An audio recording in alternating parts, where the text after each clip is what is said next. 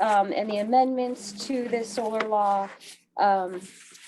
Let's see, Jude is joining us via Zoom. So Jude, do you want to take a moment to sort of introduce the amendments, and then Robert had some too that he wants to talk about, so go from there. Yes, so there are a variety of proposed changes, and it may be a little confusing because there's several versions of the law posted. So there's the original version that we had sent out at the last meeting. Bob then made some changes, and then the third version is based on some conversations I had with the attorney who is assisting us with respect to this law, to address not only Bob's proposed changes, but also to deal with a few other things he noted about the law that we had discussed. So just sort of skimming through quickly, we've added a requirement that there be a host community agreement between the developer and the town. We cleaned up section 4, basically to clarify that that the developer can't delay the project. Once a solar permit or the building permit has been issued, they have to proceed with construction within a relatively short period of time, 1 or 2 years, unless it's been extended. But we had to clean it up because if they've started significant construction, then they have vested rights. So we can't, our language didn't quite work for that. So we cleaned that up a bit. The next change was to clarify that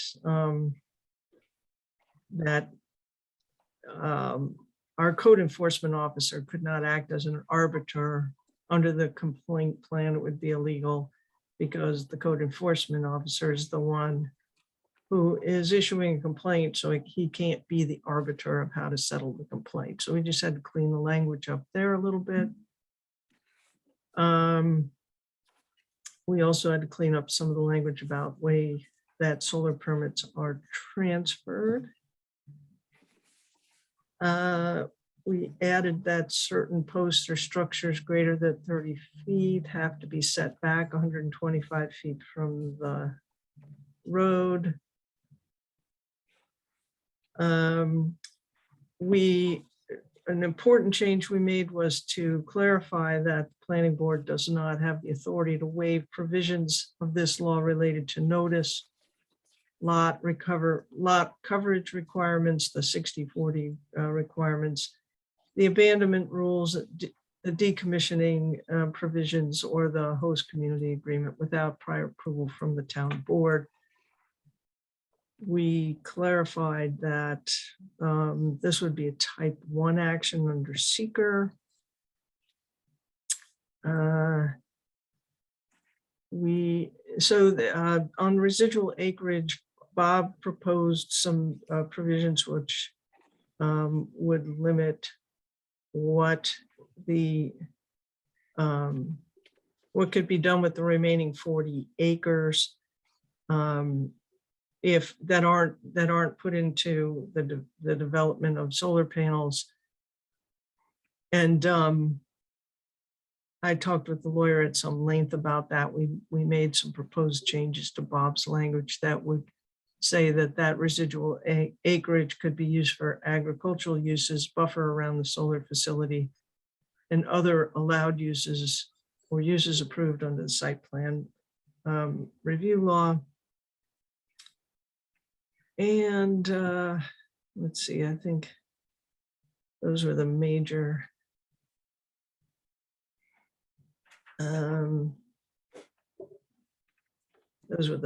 changes that we are proposing. Did you want to discuss your amendment? I will mention one thing before we go further. Councilperson Lemke has indicated, and she's the lawyer in the room here, that we cannot by law take action on this solar law amendment tonight. We have to have a delay under a procedural requirement. Maybe you can explain that, Councilperson. Right, so the law requires that that the final bill be on the town board members' desks for at least 7 business days. Or, I mean, there are some other provisions you could use, I think 10 days if it's emailed, et cetera. But there has to be a final version of the bill, and it has to be in the town board members' hands for a significant period of time before we can pass a final law. So obviously, there are still some provisions that we are discussing and we'll discuss tonight. And so we can't take action until we finalize what those provisions would be. I can discuss a little bit here about what I propose. I saw the recommendation and the proposed draft amendments to the solar law as prepared by the Renewable Energy Advisory Committee. I am generally supportive of what they said. I'm not proposing, except I guess with one little distance requirement, I'm not opposing anything they did. However, I am of the belief that we should have gone further and further in one respect, and that is to protect agricultural land and to protect the rural character of this community as our comprehensive plan recommends. And so I took this proposal that the committee came up with and I offered some revisions, and I asked the town clerk to post them with the agenda, and I believe they have been posted, and it primarily deals with residual acreage, which I defined in the proposed law as that portion of a large scale solar energy system's total remaining acreage not developed for solar energy production for the purpose of complying with the 60% maximum lot coverage requirement stated elsewhere in this law.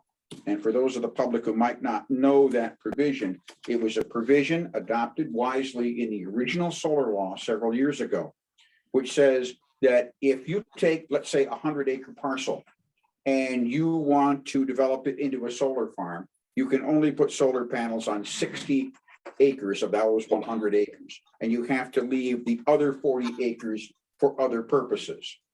Well, I wanted to be sure that if you take 100 acres of farmland out of production and you put solar panels on 60 acres of that farmland, you just don't let the other 40 acres go to waste, that you just don't let it grow up to weeds and brush and be essentially rural blight in this town. So what I proposed, and it was discussed a little last month, and Councilperson Lemke and I had a mild disagreement on it, and she was of the opinion that my language that said agricultural land that's pulled out of production for a solar farm, that 40% that wasn't populated with solar panels had to be used for agriculture. She said, you can't force people to farm. And she's probably right. And so it would be an unenforceable provision. Well, I went back to my drawing board and I said, well, how can we resolve this? And here's what I came up with. And it was my own language, and I put it in my revised draft. And it is on page 9 of what I prepared, and it is section 6, new paragraphs 18 and 19. 18, residual acreage. That portion of the commercial large-scale solar energy system operator's total acreage set aside as residual acreage as herein defined shall be maintained by the commercial solar operator in a manner either consistent with that residual acreage's use prior to the large-scale energy systems construction, or in such manner as the planning board may otherwise specify in granting the solar permit.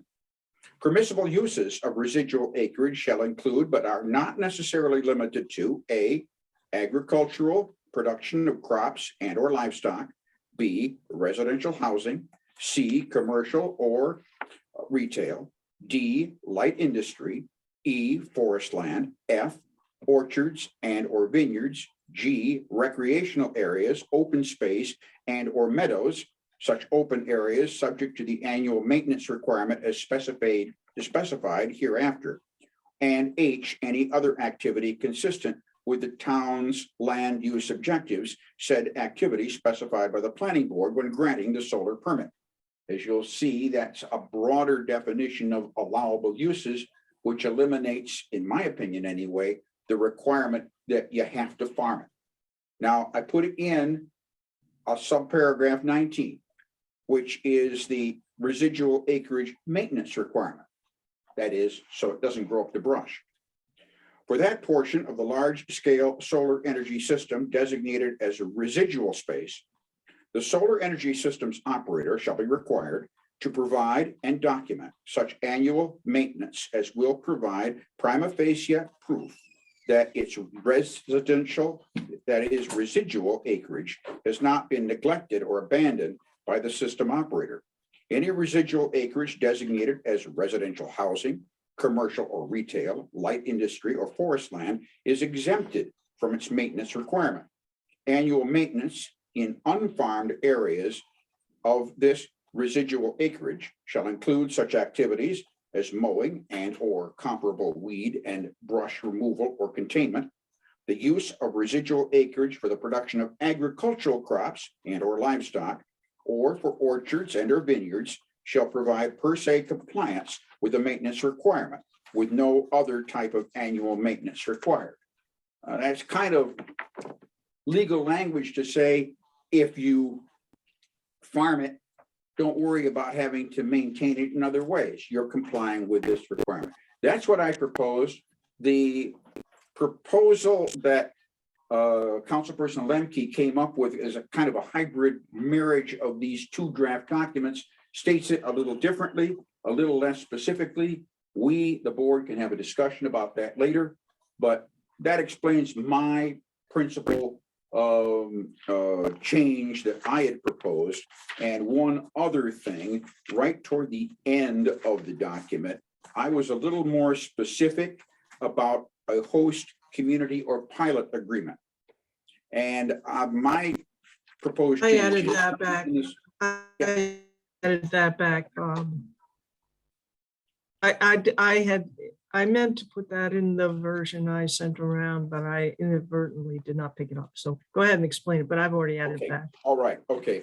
And my language in the proposed paragraph 10, which is host community or pilot agreement, says, nothing in this law shall be read as limiting the ability of the town board to enter into host community agreements and or paid in lieu of taxes, otherwise known as pilot agreements, with any applicant to compensate the town for expenses or impacts on the community. My new language will add, the town board shall retain the right to enter into said agreements with the applicant, so long as they remain consistent with New York state law, notwithstanding the actions of any other governmental agencies or authorities. And the reason I put that in there was to make it explicitly clear that our decision on a host community agreement does not hinge on what any agency does downtown, like the Tompkins County Industrial Development Agency. That they, unless state law says they can override us, which we have no control over, that we can still demand of a solar developer a host community agreement. And that's what I put in there. I think we're going to have a robust discussion in this town board about these things. I can answer any questions anybody has, but I suppose now, since it's 6:15 or thereabouts, probably the public should be heard. Yeah, go ahead. I have a question about your revision under 18, the residual acreage. Okay, Can I interrupt? Can you please state your name? Oh, Holly Jean. All right, thank you. Sorry, what page? It was Page 9. Yeah, thank you. Maybe a third of the way down, it says, maintained by the commercial solar operator in a manner either consistent with the acreage required usage or in such a manner as planning board may otherwise specify. And under permissible usage, you have residential, commercial, retail, light industry. In regards to the piece that's on Podunk and Aiken right now, do they, since there's no zoning law, are you basically saying that that company could put residential, light commercial in the middle of the woods and clear cut the woods? That's part of the 40%? Well, that would be a plan. Again, I'm not a lawyer here, but I think that the planning board would allow that to be done regardless of what the existing solar law states, that they could come in right now and go to the planning board with a subdivision proposal and say, well, we want to put housing there. I don't think there's anything that stops that. But isn't that against what we're trying to protect, the ag land? I would like to see it. I would like to see it tougher, that we would not allow such things as commercial or light industrial or residential. But I was told at the November meeting by Councilperson Lemke that you really can't force their hand. I would be glad to strip that out and be more restrictive and say that it's got to stay open space or it's got to stay agricultural. But I was told that really we can't force a solar operator to do that. So If- basically, we're open to them clear cutting the other 40% and doing whatever they want with it. So can So- what Go ahead, I- Jude. Let Councilperson Lemke answer that. She's the lawyer. So I did discuss these provisions at some length this morning, or yesterday, I can't remember anymore, I guess yesterday. With our outside counsel, and I think he has some serious concerns about these provisions because effectively they're creating zoning in these provisions, suddenly allowing light industry and all this stuff that we haven't necessarily agreed to. So I think there's going to be a lot more discussion by the board about these provisions and whether or not they should be done. I think the bottom line is that, first of all, the developer is not really going to be the one who makes the decision about the 40%, because all the developer cares about is the 60% that it is leasing. The other 40% is going to stay with the owner, whoever the owner may be. Now, in some circumstances, for example, Norbert, where they've purchased the entire property, they are both the owner and the developer. But in many cases, there'll be a parcel of land where a farmer, for example, would lease 60% of it, and the remaining 40% stays with the farmer. And so it would be the farmer who makes the decision as to what to do with that land. And right now, we don't have zoning. They can do what they want with that land. So I don't think we can change that. However, we are reviewing our site plan review laws and our subdivision regulations in our planning board meetings, so I highly recommend getting involved with those. I would love to see some level of zoning so we can start to discuss these issues, because it seems like people don't want zoning, but they also don't want their neighbor to do the things that they don't want them to do. So you can't have it both ways. You can't be the Wild West and also have some sort of, control over your public spaces or public resources, air, water, whatever. So it's one Well, way to. What I noticed, what this was in response to, was the mess that has been made over on Applegate Road by the Norbit project. They got an approval. They got the land, they bought the land, and they said, we'll put solar panels on 60% of it. And they got planning board approval for that. Then they went in. They still say they're going to put it in a solar farm because they're just waiting for delivery of solar panels because they can't get them. But in the interim, they clear cut the woods. They stopped farming the land. It's grown up to weeds. There are logs piled near the road right of way still. And it is not pretty, and it is not functional, and it is not keeping with our town's desire for a rural environment, a rural community. And if we can say that's got to be open space, or that's got to be farmed, or it's got to be orchards or vineyards or forest land, and it can't be developed in other ways, that's fine. That's fine. But I was told that it really was too restrictive with the kind of land use controls we have in this town. Do we have to include housing, commercial, light industry? I mean, if it's already forest land.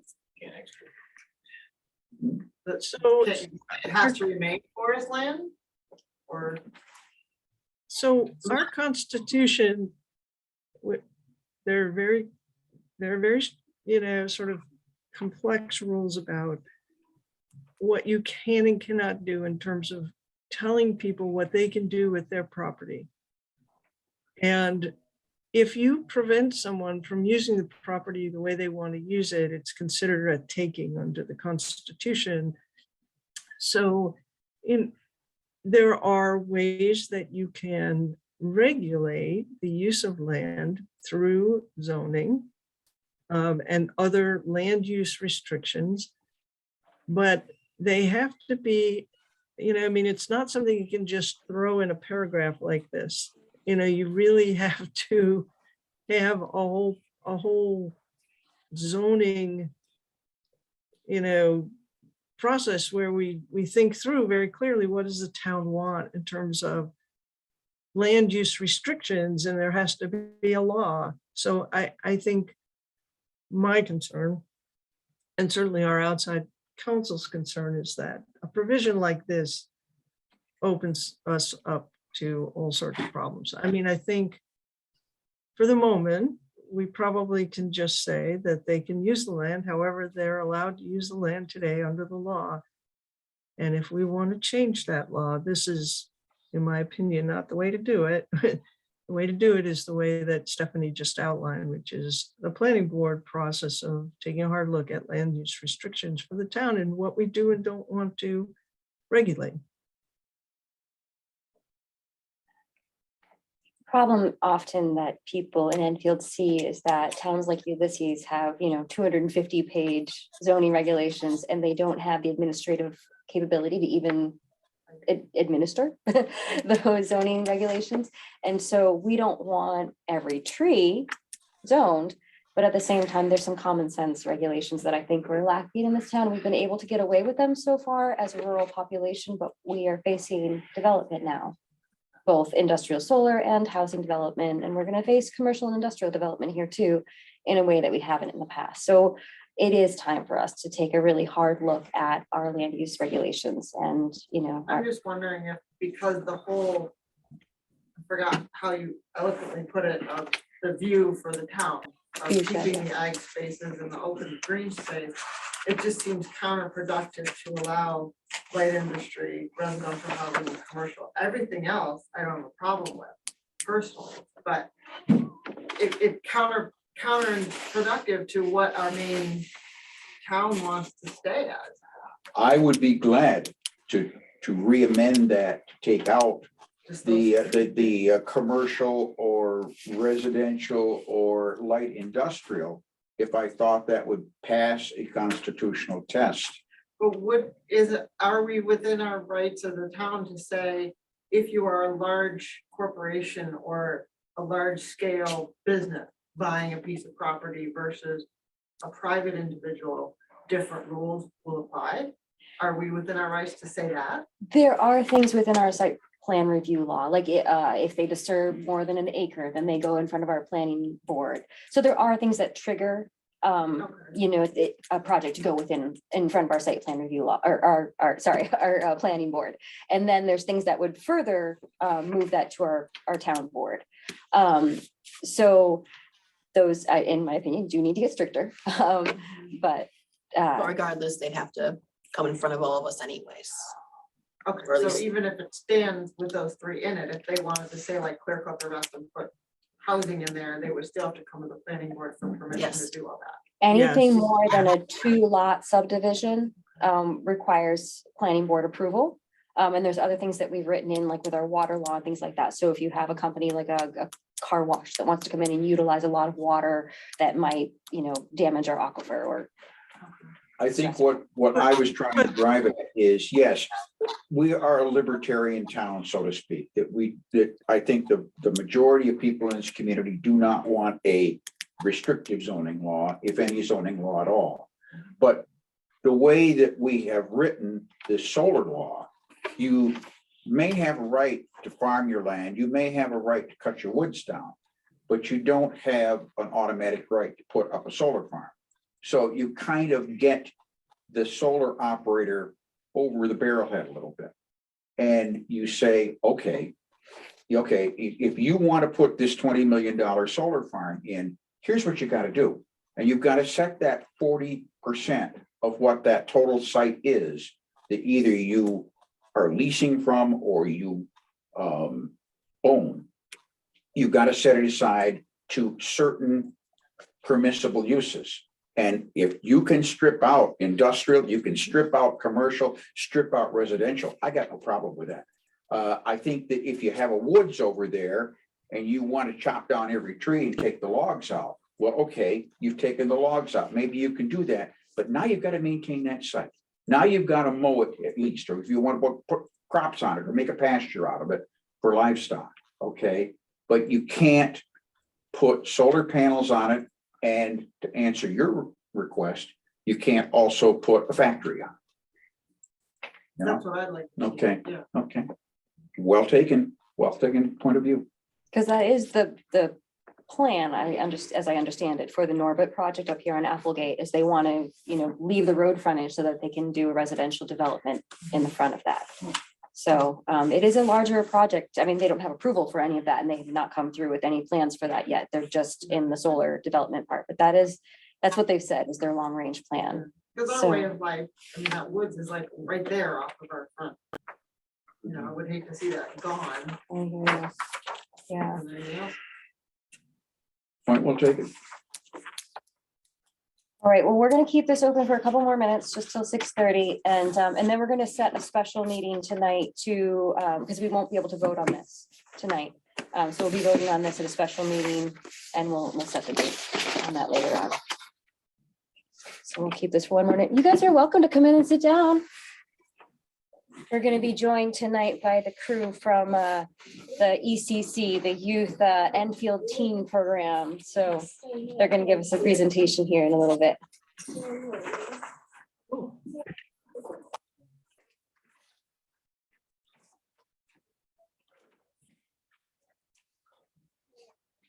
So everyone knows everything you say is being recorded. It'll be indelibly on our website.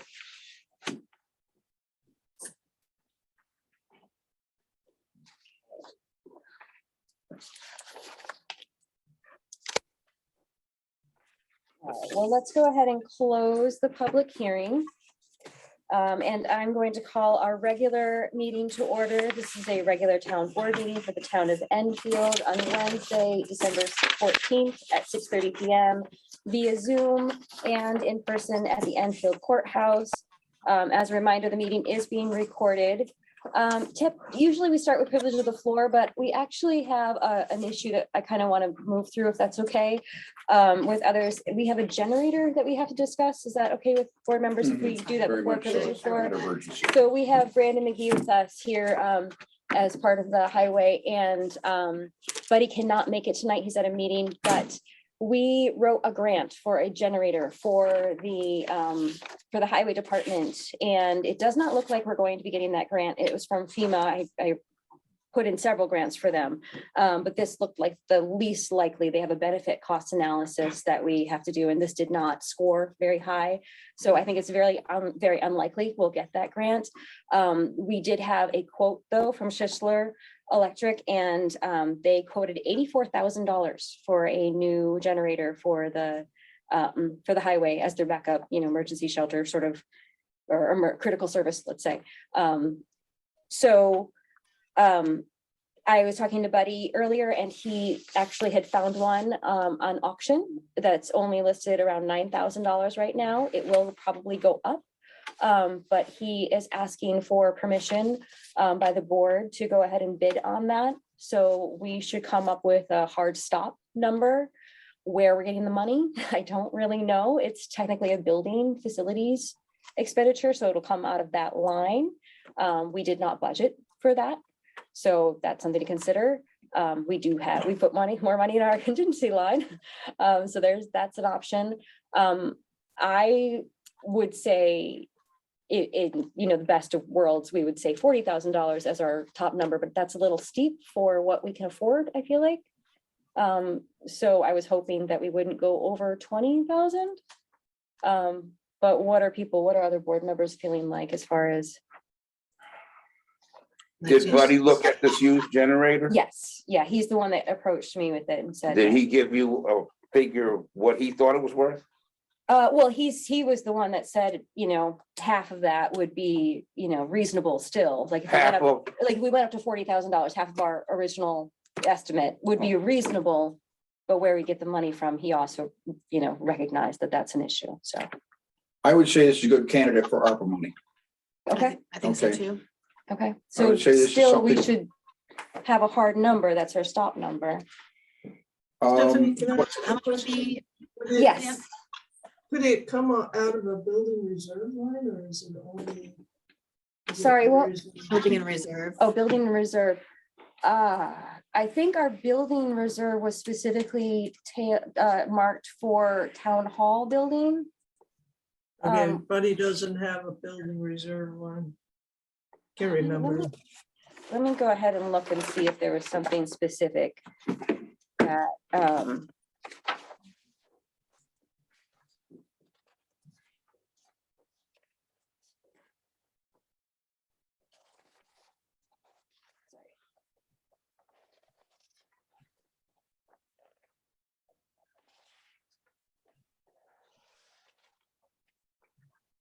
no, see, he's only got the equipment reserve. Equipment reserve, And yeah. Okay. the bridge reserve, so he doesn't have a specific, building reserve for the highway. That would definitely be a general fund reserve, and the building fund that we have for the town, when they developed it, it was for the town hall that they were talking about building at the time, so even, we would probably even have to change some of it to use it for our current town hall updates. Gotcha. Okay. I'd have to look at the exact The- language the for when it was current bid established. is but- at 12,200. So I'm thinking 20,000 will probably be reasonable. It closes soon, right? Go ahead. It closes in an hour. There's a 10% buyer's premium on whatever number you come up with as final figure. Yeah, So if you say 20,000, you got 10% on that, so you'd be at 22,000. yeah. It was an hour and a half for me. Brandon, any idea what it might, just rough idea what it might go for? Any idea? Last I looked, it's at 12,800 right now. From my experience with these auctions, people wait until the last 2 minutes and it can go, Go it can crazy. go for any number, the unit's got 19 hours on it, it's practically brand new. So Yeah, it's a really good deal. I don't know if you guys saw, I sent it around earlier Yeah, today. I'm looking at it so- now, it's a 12.2. But, I meet in the middle, maybe 25, Oh, Middle would be 30. middle to 30, but I'm on the conservative side of middle. Why don't we say 30, try to get, of course, you're gonna try to get as low as you can. So what we do is we put in a proxy bid, like your max is that number. Yeah, And they'll bid against that. And if it ends at 20, then it ends at 20. If it ends at 26, then that's what it is. yeah. So do we say 30 is our I'd say max, 30. 30 's max fine. bid? Does that sound good? Okay, I'm gonna make a motion to allow Brandon McGee to make a bid on generator on Auction International for up to $30,000. Second. Any discussion? Mary, we call the vote? Councilperson Hinkle. Aye. Councilperson Lemke. Aye. Councilperson Lynch. Aye. Councilperson Hicks. Aye. Supervisor Redmond. Aye. Okay, so that, we needed to do that quick because he has to, that it ends at 8, is that right? Okay, so yeah. Thank you, everyone, for. Thank being willing you. to- Good luck. Okay, so now we'll go to privilege of the floor. So if you would like to speak for privilege of the floor, you can use 3 minutes to say whatever you would like. And you should direct your comments to the board as a whole, and don't forget to be recorded. So, and anyone online, if you would like to speak for privilege of the floor, please use the raise your hand button or stop share or the *9 button. Anyone? Okay, additions or changes. We did the generator for Buddy. We will be going into executive session at the end of the night to discuss a personnel issue and how it affects our insurance. And then other than that, we have to set a special meeting. And I have the one additional Oh, that's piece of bill that I pre-filed here about 48 hours in advance with the town clerk. It's a resolution to provide health insurance coverage eligibility for the office of town clerk. okay. You want to add that just at the end? Is that okay? Yeah, we can add that Before we to go the into end, executive right. session. All right. Okay. Any other? We might want to have one other item for discussion purposes, and that is the New York State Department of Transportation's decision regarding speed limits on Hates Road. Okay, I'm gonna put that at the end too. But yeah, that was a frustrating one. Yeah, that's too bad. It's just a really difficult spot to even deal with in so many ways. Okay, any other additions or changes? Any correspondence? Advance report from the range. Okay. It's also on the website. Okay. We have a letter from New York State Department of Transportation, and I think that was all. I would like to read a couple things. Yes. Okay, one is a letter, a very kind letter that was sent us on November 25th as an email to the town clerk, Mary Cornell, from Anita White, who's the widow of Alvin White, who is was a former supervisor of the town of Hector. You'll recall that he passed in March, I believe, of this year. And we drafted a resolution at the time in March to thank him for his service and to pay tribute to him because he served for a long time as the town of Hector supervisor. And a letter came in, an email came in on, I believe, the 25th of November from Anita White, and I'll read it. This note is long overdue. I apologize for not saying thank you for the resolution your town had done. He passed away, that is Alvin White passed away, 2 weeks after our 50th anniversary. I am still attempting to cope, especially with the holidays starting. He did many great things. He was a little league coach. He had daughters, 2 daughters, and no boys. Hence, he could not deal with their dance classes, etc. Hence, the baseball with the boys. He was a volunteer paramedic for Schuyler Ambulance. He was a Burdett fireman and captain of their rescue squad. He was on the board of directors of SCOPED, SCOPED, among many other things. He always walked through the door at night with a smile on his face, told me dinner smelled good, how was my day at work, and headed for his favorite recliner in the living room and turned on Fox News. I miss those days. Again, thank you for the beautiful resolution. I have framed it and placed it in his office at home. I will never change his office. It was his space. God bless all of you and Merry Christmas. Sincerely, Anita White. And I am so honored that we got that letter, and I'm so happy that we, the town board, passed that resolution. By the way, I sent Anita White a letter, a brief thank you, based on, I think on the 2nd of December. Mrs. White, thank you for your kind letter of appreciation.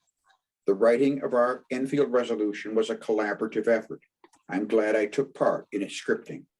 Neighbors help neighbors, and they should pay their respects whenever the need arises. Blessings to you and your family. Signed by Robert Lynch, councilperson. I'm glad that we did what we did. Thank you, Robert. That was really nice. Okay. Now I think I should probably read the letter from the New York State Department of Transportation, Oh, which is not as pleasant as the one I just read. Yeah. Just started with that. Yeah. To the Honorable Mary Cornell, Clerk, Town of Enfield, 168 Enfield Main Road, Ithaca, New York. Dear Ms. Cornell, speed limit reduction request, Hates Road, Town of Enfield. This is in further response to your recent resolution and completed TE9A form, where you requested a speed limit reduction on Hates Road between Sheffield Road and Sage Road in the Town of Enfield. Our safety staff has completed their study. NYS DOT professionals determined that lowering the speed limit would not be appropriate at this time. Engineers reviewed the crash history at this location, documented field conditions, and performed multiple test drives at various speeds along this route. During these test drives, the engineers evaluated the reactions of other motorists on the road, as well as documented if they were able to maintain that speed based on the geometry of the road, development density, and pedestrian activity. They determined that the appropriate speed is the statutory speed limit of 55 miles per hour, which would be considered the prevailing free flow speed at which the majority of the drivers are driving. Drivers are influenced more by the appearance of the highway and prevailing traffic speeds rather than a posted speed limit. Setting the speed limit at the prevailing free flow speed, that is 55 miles an hour, decreases conflicts, minimize crashes, and makes it easier for vehicles and pedestrians to judge the speed of approaching vehicles.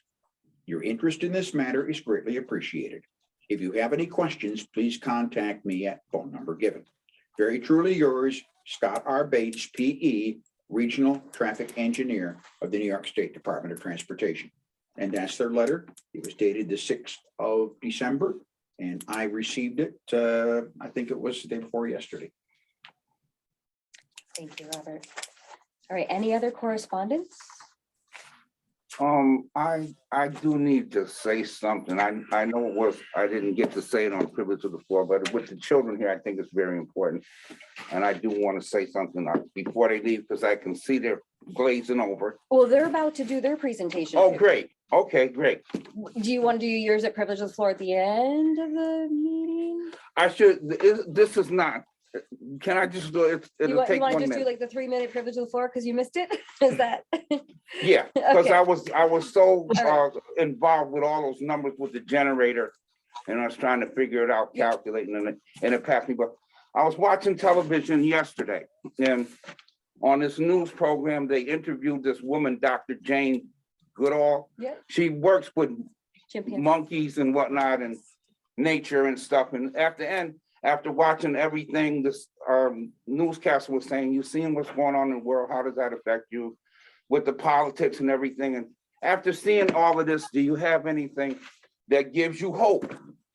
And she said, the children do.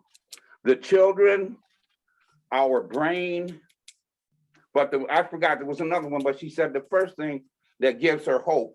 And while I'm watching, I said, those kids, you know, pretty easy answer. And then she said, well, what discourages you when you look to the future?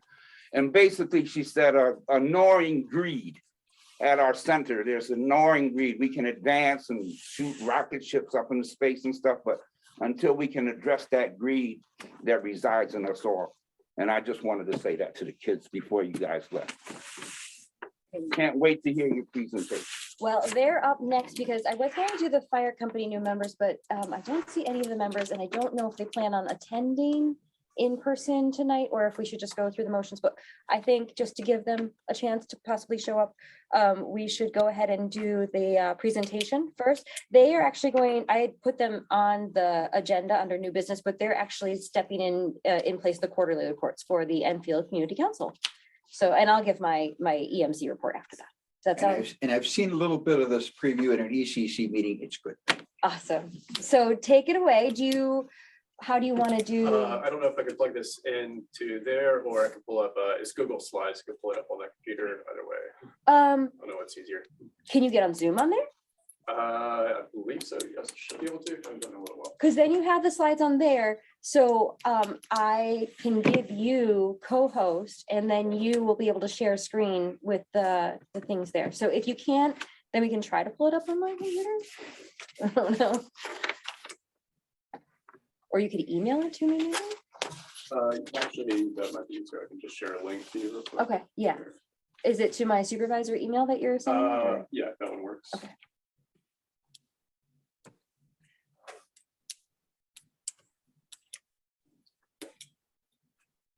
While he's pulling that up and sharing it with you, I'll do our quarterly report real quick. Just going over, the cafe has been great. A lot of people have been showing up.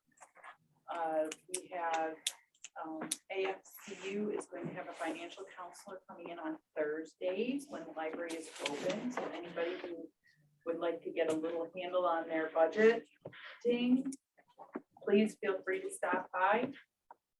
We'll have the exact dates up on the website as soon as we get them. But I don't know yet if it's every Thursday or every other. And the December 3rd event, our holiday craft fair, was really, really nice. It was a great time and the kids had fun and Santa was awesome. So. It was a beautiful setup. Good job. Thank It was you. We're all involved. It was beautiful. Vera and Colleen did an awesome job, and Sean Nemine also. I just stopped in, I'm like, all right, throw me where you need me, and left it at that, so. Does So- anybody have any questions on our regular stuff before the Kings do theirs? My only thought was that it would be great if we could do more work with the language and just advertising for our townwide event, including the craft fair. And maybe we should even consider forming a committee for this coming year with people from ECC and the fire company and, you know, everywhere to And try more to organized? more organized and try to just, you know, do more advertising, like a sandwich board out by the end of the road and Social media. all this social media, yeah, all that kind of stuff. Yeah, we definitely need to, and we need to try to not hit on Thursday. Yeah, well, ours was in the morning. See, the thing is, it's so hard figuring out when would be a good time to do it because the fire company has the next weekend. So do we do it on a Sunday, but then people are getting ready for school and And we do have upcoming, we are doing the Burn Up Gala on February 11th. A departure from some of our normal stuff. It is part fundraiser and part community event. So look for the information on that. Right now, we're planning a DJ, hot and cold hors d'oeuvres, and mini desserts. So it looks to be a good time. We actually do have permission to do alcohol.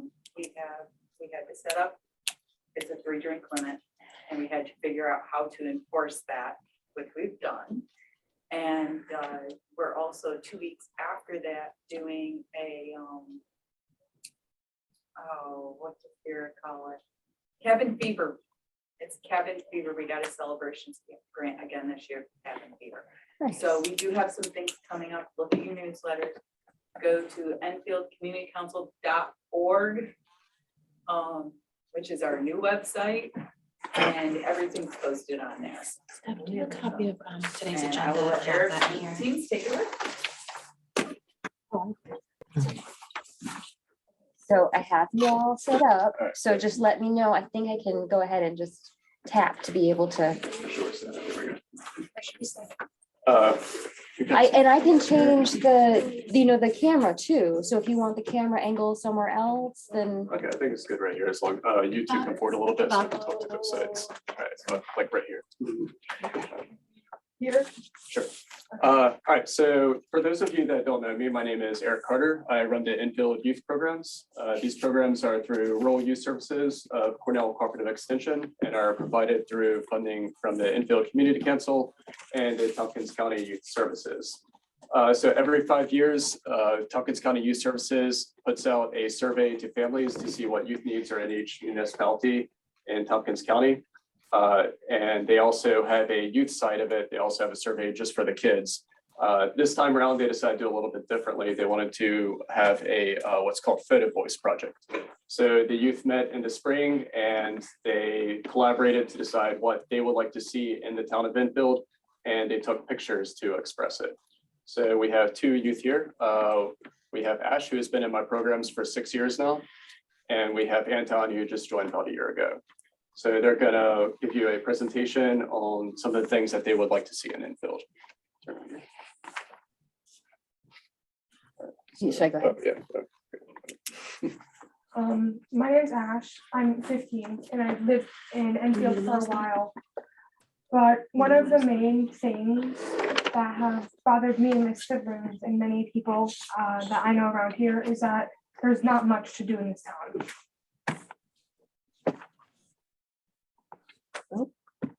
There you go. Okay, I think we should have sidewalks in Enfield main road because some people should be able to walk to school, but it's not safe for kids to walk on the side of the road because too many accidents can happen.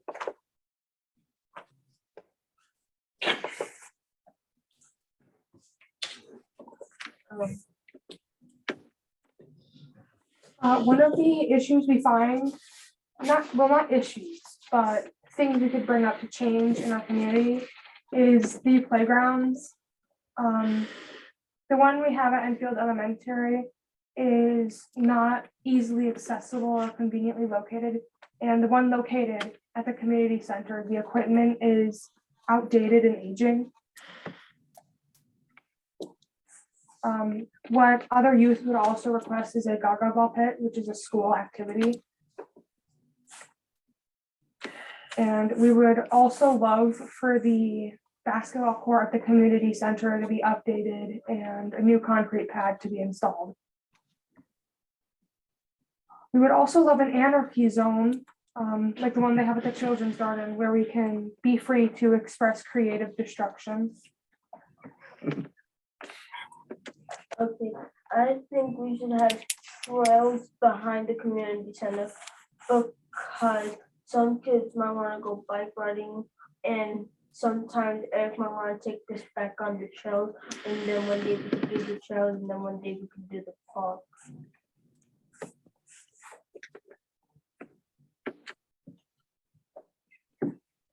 What we would also love is a place to have self-expression and display our art. We would love a public space, like a graffiti wall, so we can express ourselves. Why don't we have more solar panels on our building? One of the most popular requests from youth around my age and lower and of all range is a skate park so we can have more social interaction and more freedom. Thank you for listening. Any questions? That's great. What a great presentation. I'll give you guys a little.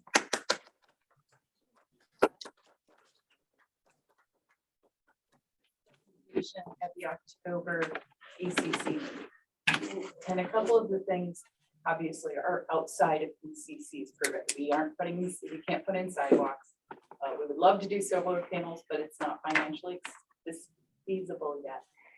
We did tell the kids that they need to come up with a dollar amount for putting up the graffiti wall. We do have the space for that. We have a quote for doing the basketball court. That has been something that ever since we looked at purchasing the building, we've said this needs to be done. We just haven't had the funds to do it. The anarchy zone, well, we're debating that. We have to figure out a good place for it. And you know, the tires and stuff that they would want, we have to figure out a safe way to do it. So the kids have a little bit more research to do on anarchy zone as well. But they have really great ideas and we would love to see them have it. I'm a big fan of the anarchy zone. Behind our house, we have this hedgerow. It's all just, a little row of trees, and then there's a little field behind that. And I basically say to my kids, anything behind the house, it's fair game. May drag all sorts of things back there. So I'm a big fan of that. Where would you like to see a skate park go? Just anywhere that would be accessible around here. Okay.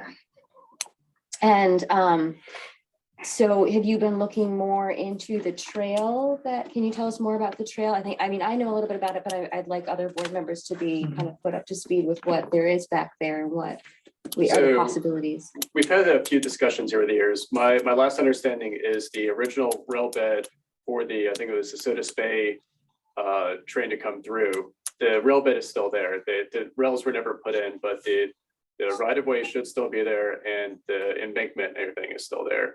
So there was some discussion with the folks that put together the Black Diamond Trail at one point to see if they could help us get up to speed on how we could actually transfer that into a trail and have it connect down to Stevenson Park Reserve and through that way to the Finger Lakes Trail. We haven't got much further than that at this point. The best way to know about this rail bed is if you drive down on Enfield Main Road, down toward where Hubble Drive exits. You will see this thing that looks like a lane going over the side, and that's the rail bed. Right. There's not much of it there, but you'll see it. Yeah, it goes behind the school. We used to use a small section of it for cross-country skiing behind the elementary school too. So we'd love to be able to, we haven't got much further in the process, but that would be great if we could do that at some point. So the deputy supervisor has actually been looking into parks more than I have and funding for that. And she's looking to develop a committee to actually further some of these ideas. And it would be really great to have some youth on that. So if you guys are interested and have the time, it'd be like once a month to meet with some people and, you know, throw your ideas out there. And I'm really in support of a lot of these. I think that we have the space here to do it, and there is funding out there for recreational programs. So it's just a matter of getting to work there. So thank you so much. Is there? I wasn't sure I heard correctly, but did you say a place for creative destruction?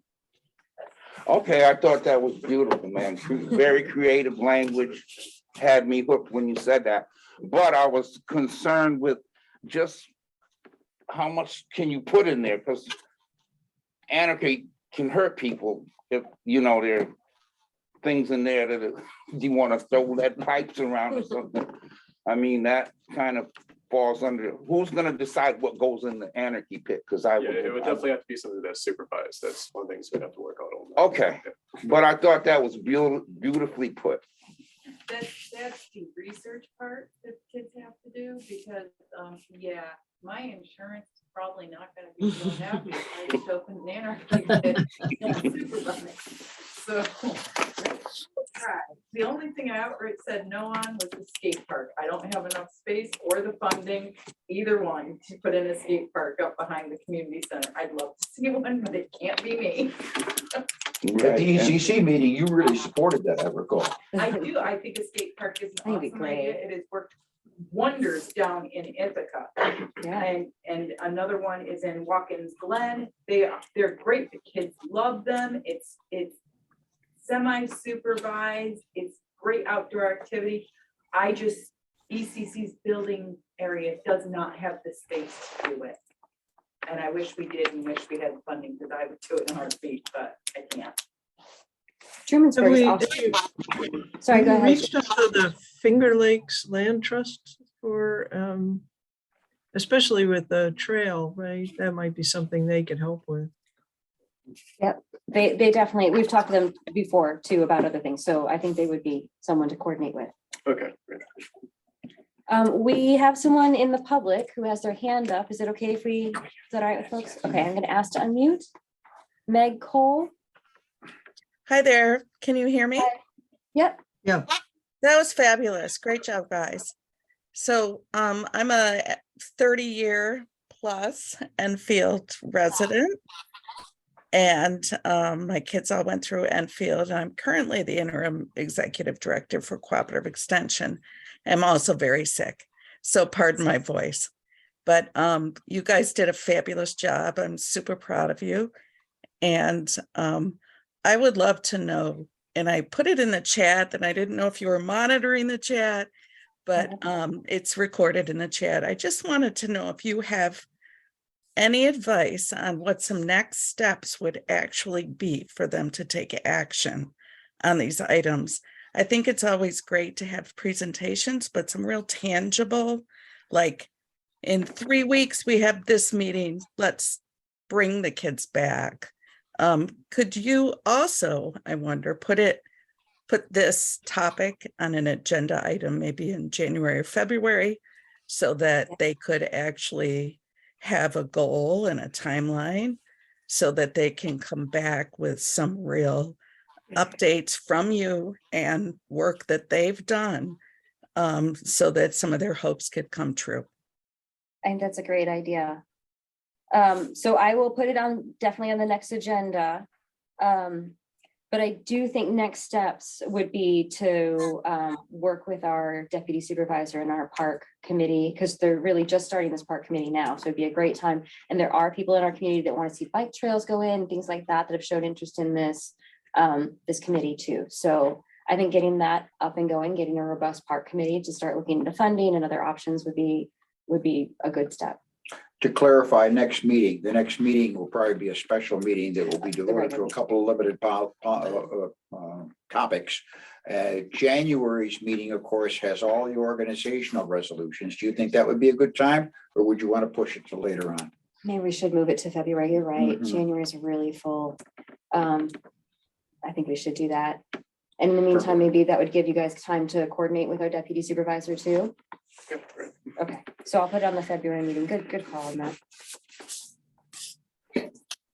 I'm just so Any- proud. Can I just comment one more time? I'm just so proud. You guys did such a good job. And it's a little scary, but the group here has been so welcoming as well. So thank you to everybody, town board and the kids and their leadership. Good job. Thank you. Thanks, Meg. Yeah. I'll send that. You did a great job. It was really well organized and you voiced your concerns well. Randy. Yes, I'd just like to add that you guys did a great job, and thanks for coming forward. I'm also on the CCE board, so I know Meg well, Meg is feeling better too. The Thompson Youth Services department is going to be having forums in every town. So in 2023, and they have funding for that. And they're going to be meeting with kids. They want to meet with parents and teachers and find out what it is that you kids really want to do and try to understand what we can fund. One of the, and understand what opportunities are out, not only just in Enfield, but elsewhere, that we can transport you to those things, like a skate park down in Ithaca. Transportation is a big issue of getting people back and forth from places. That's the number one barrier we're hearing, but we'll hear from people what those thoughts are. And there is a little bit of funding out there now for transportation of youth. Currently in the county's budget, only $5,000, but we think that's going to amount to at least 20 trips, which is better than nothing. In the schools, quite often can transport kids because they get state reimbursement of up to 80% of the transportation cost. So you can get a lot more transportation by using their busing system if they're willing to do it. I know Newfield is. I can't speak for Ithaca. I would assume they would be, and they should. But that's going to happen. I think you'll start hearing in January, February, the new person that's going to be hired specifically for this purpose will schedule time for the Enfield community. Great. Yeah, we'll have to make sure you guys can attend that. The other thing I was going to say is that we have over 52 acres over at the highway facility.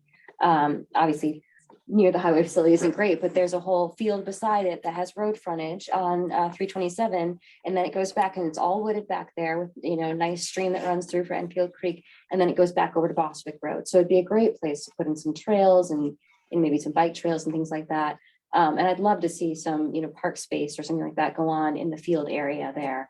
And it would, there's a nice little hamlet there with the Hubble Drive and that area at Trumbull's Corners. So it'd be nice to have something on that end of town too. And then connecting all the way through. It'd be great, especially if we had that rail trail going through there. Yeah. So. All right, any other questions? I have a question. Yeah. Excuse my ignorance on it, but what makes it they brought up the idea of a sidewalk that goes from the school to the community center. Is that like New York State Department of Transportation, or is that? It actually is owned by New York State.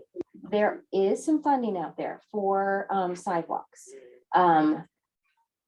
There was actually at one point, long ago, a sidewalk that did go through Main Street. So it is, I guess, covered in dirt now. So maintenance is an issue. So that's something that has to be sort of built into grants when you're thinking about that. But they do have some safe routes to schools and things like that that are different, programs that we can look into for funding.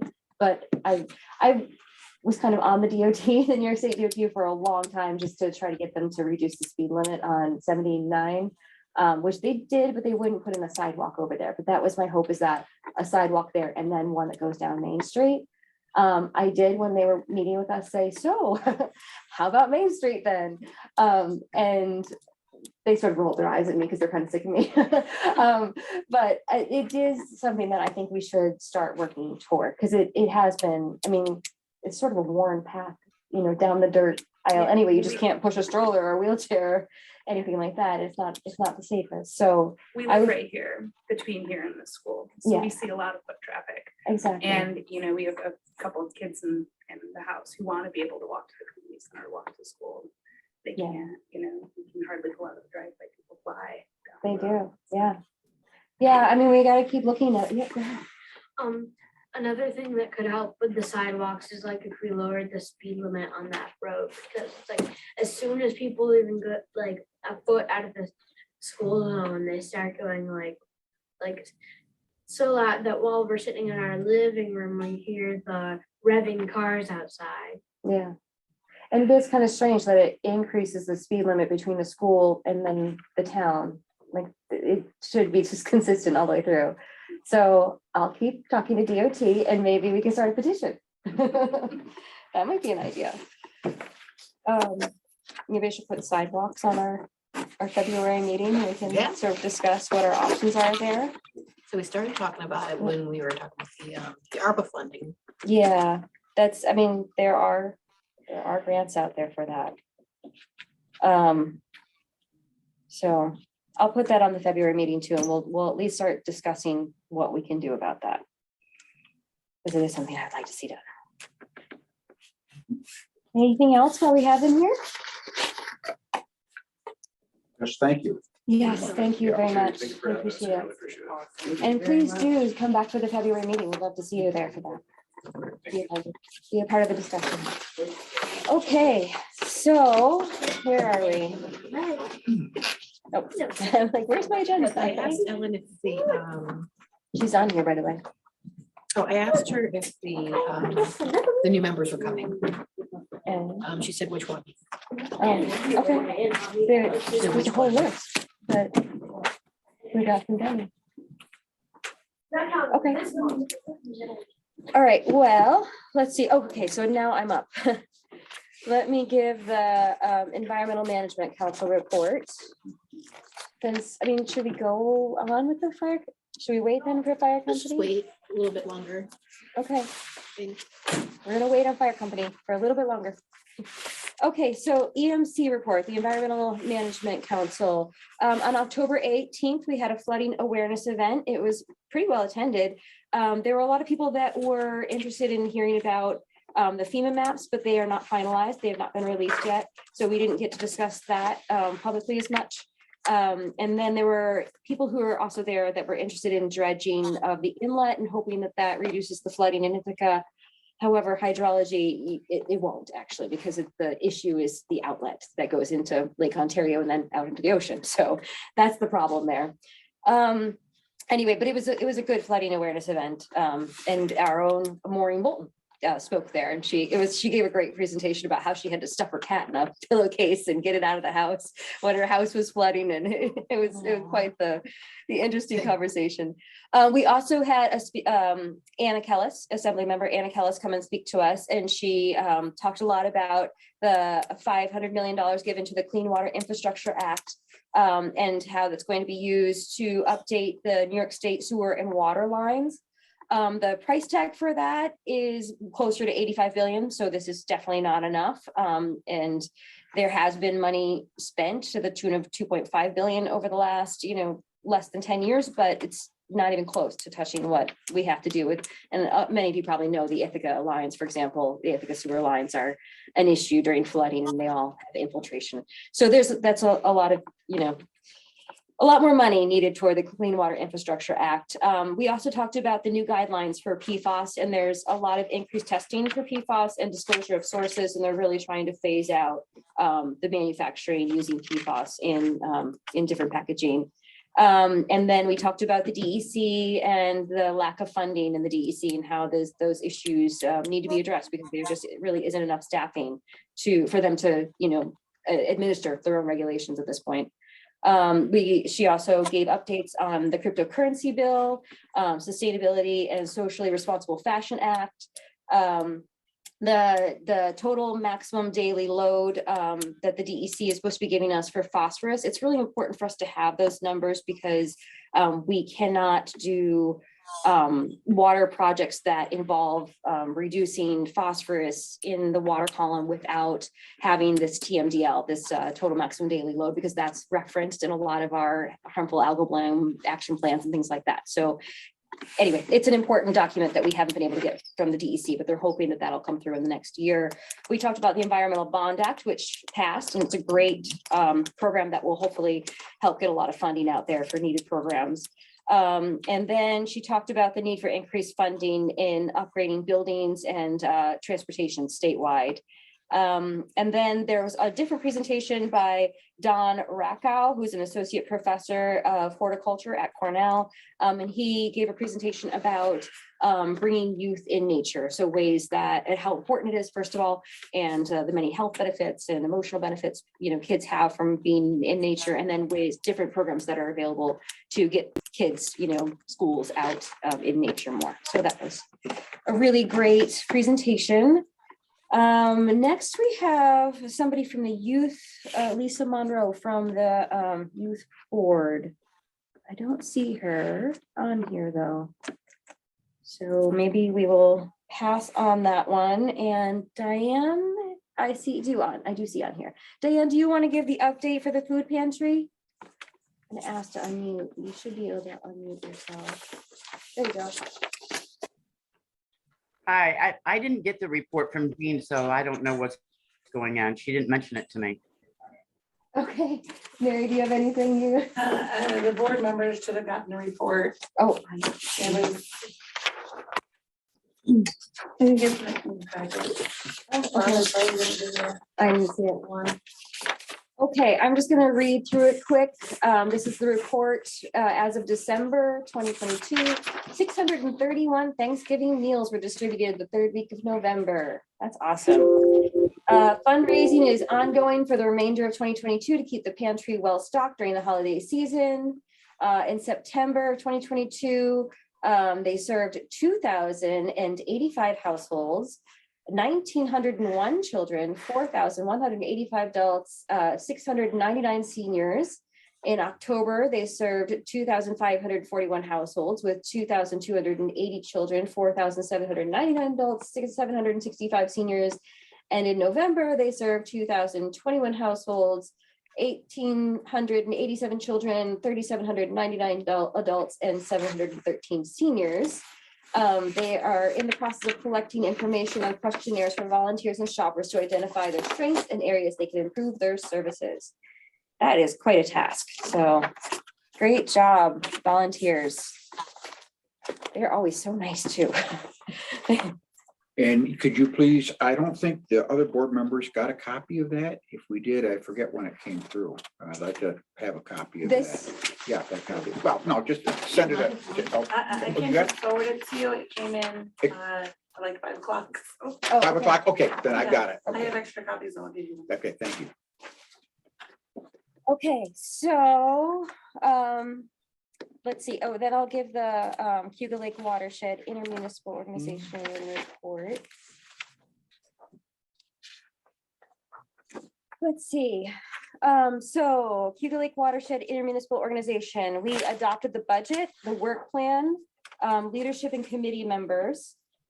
We have been submitting comments on the Great Lakes Action Agenda because the Cuba Lake does fall within the Lake Ontario watershed.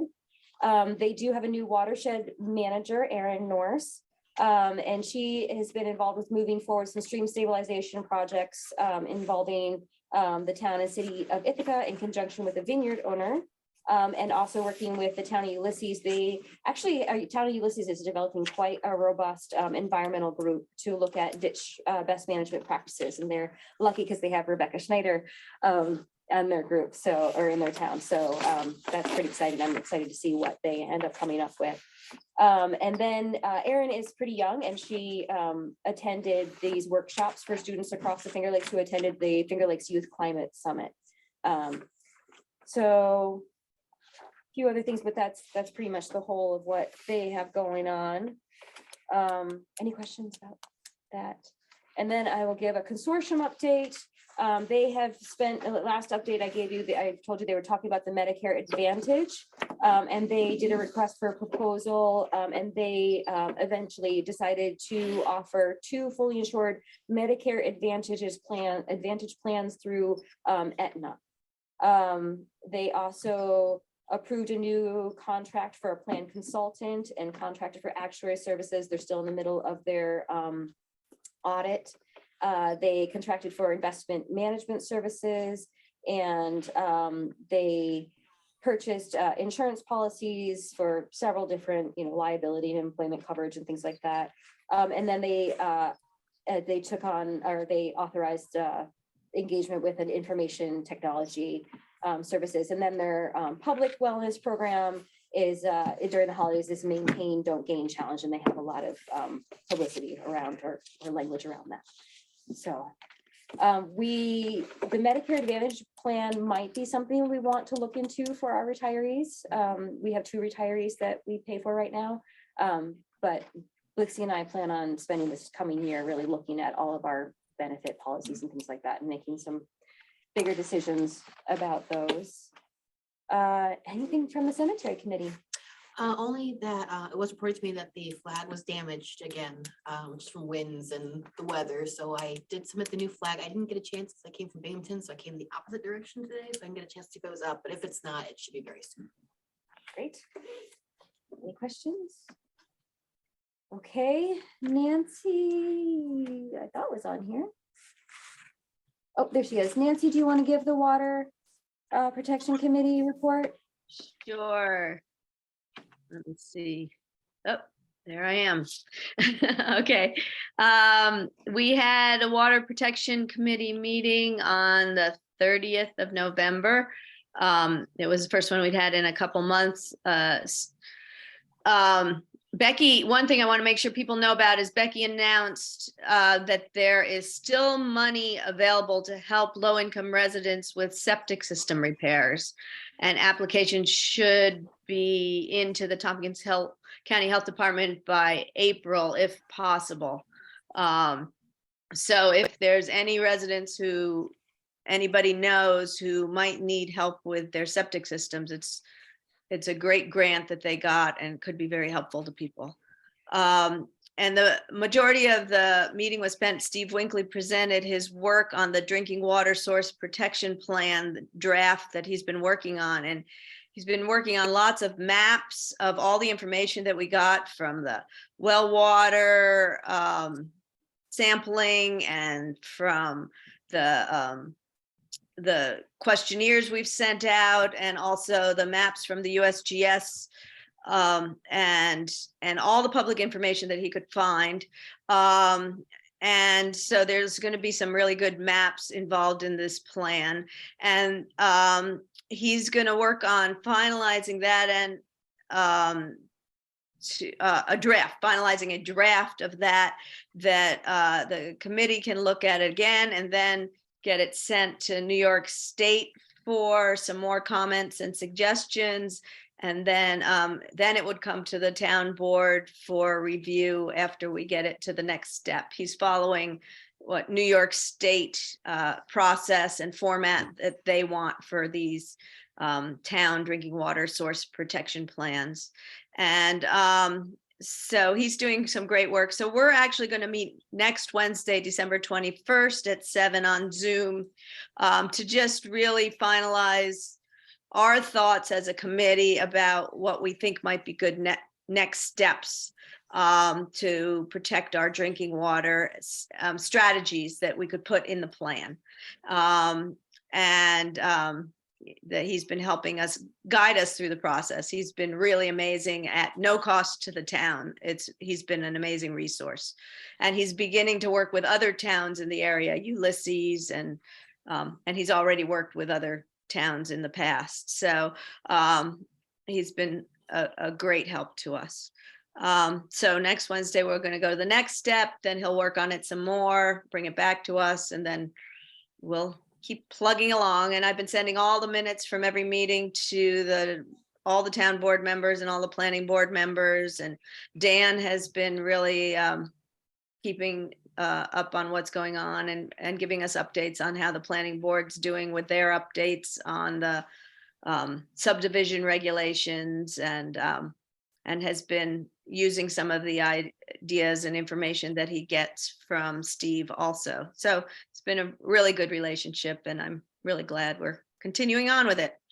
So hopefully just another layer of protection for our drinking water sources in town, since we're all dependent on the aquifer and our wells, and we don't have any municipal water. So this is really important to the town.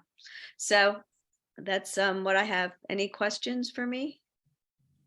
I don't have a question for you, but we did put on the website that opportunity for septic replacement a while back. I believe so. I can double check. Maybe we should reshare that. Betsy made it clear that, sooner the better kind of thing. So if we could, use social media and really try to reach out to our residents and get them aware that this program is going on, and get as many people as possible to apply. And I'll make some copies for distribution at the food That's pantry. great, yeah. Oh, that would be a great place to have some copies, because there may be people out there that are just saying, yeah, my septic tank needs help, but there's no way I can afford it. So this is the perfect grant that was written to help with it. That's there now and will probably disappear soon. They are asking, can you share that through Enfield Elementary School kids through the backpacks? I can get a hold of their interim principal and make sure he knows about it, or she knows about it. And I'll direct her to our website post. Yeah, it's really geared towards low-income residents who don't feel like they could afford to do work on their septics or fix their septics. So Yeah, and I'll ask them to send that home with the kids. So that's a great idea. Thank you. Any other questions for Nancy? Okay, thank you, Nancy.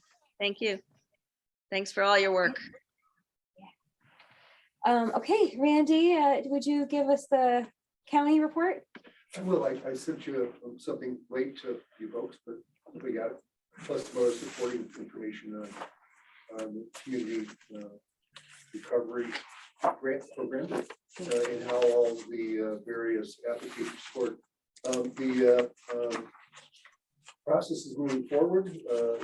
It's a new one for the county. It's the first time in 40 years or more that the county's been given any kind of money to give away the way they're doing it. So we're all learning from that. All the items that were submitted, 211, there were 6 that came from Enfield, and not one of them passed through committee, which I'm frustrated with, and I've shared that at the last meeting on December 6th. I feel that it gave way too much power to the committee, and I said that as well, for what that's worth. The process is moving forward, will come before the full legislature on the 20th. I will bring two items from Enfield. We're allowed to do that forward. And we have to explain how we're going to pay for that. And I've got ideas for that. And one of them is I've also put a resolution forward to have the Second Winds project rejected, the application rejected. The Newfield Town Board voted unanimously to oppose it. And there's $510,000 right there. I'm not against the idea of trying to figure out how to deal with chronic homelessness, but moving it to Newfield is not desired by us. And it's a low barrier encampment, which means anything goes other than violence. So drugs, alcohol, sexual offenders. We wanted 25 cabins there in back of the other project they have, which is a fairly well-run project. And we see the need for that. But outsourcing it to Newfield didn't make sense to us when we have no services and we have some of the longest 911 response times along with Lansing and Enfield. I also sent you a report on that that you have. You may have had it already. And adding calls that there will be and then environmental issues that make sense to me. I think they're gonna change their mind, but we'll find out on the 20th. And the other one I'm completely against is that will create more funding openings is $1.5 million grant to Cayuga Medical. I'm completely against that for a lot of reasons. Not against the project, but when I look at things, I look at the whole picture. And Cayuga Medical has over $130 million in cash, mutual funds, and securities and investments sitting in the banks. And they paid their CEO $4.9 million in 2018 and $3.9 million in 2019. I've not been able to find an annual report since then. I've been told I'll receive one shortly. And to give them that kind of money is a systemic problem to me. I mean, when all these other things are much more worthy and they have lots of money, more than we can. So that'd be an uphill battle that I'm pushing for that one. The other ones I'll kind of push through, you read, but farmland I think is important to Enfield. And I'm on various committees for that. One was a farmland protection board, and they're trying to figure out how to make it more possible for farmers to sell their land, but leave it as a farming land. And so one of the processes the state has, and George Franks is the one who explained this. He's a Cornell teacher and a planner. And you can sell, a farmer can sell the development rights of their land and continue to farm it. And they'll pay up to 2/3 the value of the land. So if it's, and I imagine Al probably knows more about this than I do. But if it's $8,000 an acre, for example, and 2/3 of it can be purchased, the farmer can keep the money and continue to farm it, but it has to remain farmland forever. So it's like an easement. And the other part of that is if a farmer wants to sell, say, 10 acres of their land, and somebody wants to buy it and put a house on it, but they want to continue to farm 9 acres of it, it would still remain ag, and the ag exemption will continue on. The ag exemption would fall off on the 1 acre. And there are grants out there to help with that as well. So the issue of land access is really important. And on top of that, there's averaging less than 15 single-family homes being built in Tompkins County at less than $200,000 per year, and the need is 60 plus. So it's a combination of problems here, and it could be an opportunity for farmers to transition their land, but also money to help them continue to farm. That's the choice they have, and so we're continuing to research that and hopefully come up with something by the second quarter of 2023 to present to the county and the towns for options for them. And Tompkins County will come up with their own land transition opportunity plan. I sent you the response times. Enfield's have grown 10 minutes, quite a bit in the 4 or 5 years. Newfields grew 9 minutes. Lansing's grew the most, which was a surprise. But they've had some new developments out there that have caused them issues. The county public safety building is going through fixes. They're looking at a big expansion up there, of putting a different model up there, could cost 20-30 million dollars. And the issue really is the current housing of prisoners is not really humane. If you look at it, we take 2 tours there. The health facilities are a closet, you know, it's just not right. And so there's things have to happen there. And it's also not safe for the employees as well, the way it's set up. The opioid task force that I got put on, it meets twice a month. They have $800,000. And so far, you know, continue to get money every year from the pharmaceutical companies that oversold and overpushed their products.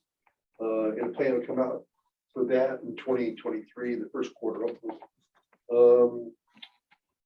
There's a new solid waste fee fairness committee that's I'm also on, trying to understand the solid waste fee and to look at if there are institutions not paying their fair share, which appears to be the case. So that's an issue there. The other thing is I did talk about the youth services plan and to have an understanding of what really is needed by youth in our community and the effects of them not being engaged or isolated on their mental health. As you mentioned, it's a big deal, right? So we have a little bit of funding to focus on that, but the goal is to put this plan together to ask for a lot more funding from the county in 2024. So they put 40,000 forth. I think that youth services is really underfunded. They did get, we did increase their funding 12% this year, but it just took them back to what it was in 2019. So they finally caught up. But there's a lot of opportunity there. Transportation is a huge issue we're finding out for all sorts of people. GIAC even has that problem. GIAC, which is a good facility and is slated to get considerable funds from this ARPA program, which I will vote for.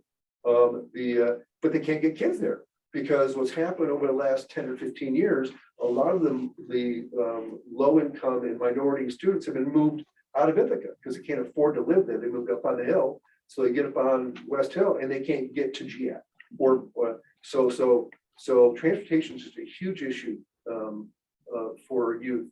And it's either you transport them to where these opportunities are or you build them somewhere. And I think transportation is a quicker fix. So I'm going to push for that. And that's all I got. The opioid task force, can you give us any update on that at this point? Like, what are they considering? Yeah, so we've met 4 times, and there's quite a few people involved in it, the health department being one. Travis Brooks is the chair of that. So initially, and there's 2 people on this committee who have lost their kids through opioids. So we're getting a real understanding of how things go. They're focused on Narcan, obviously a supply. There are issues of not enough supply of that, training of that. Fentanyl strips are another thing that we're looking at sending out all over the county. They're not real expensive, $1 roughly a piece. If you buy a lot more of them, it could be less.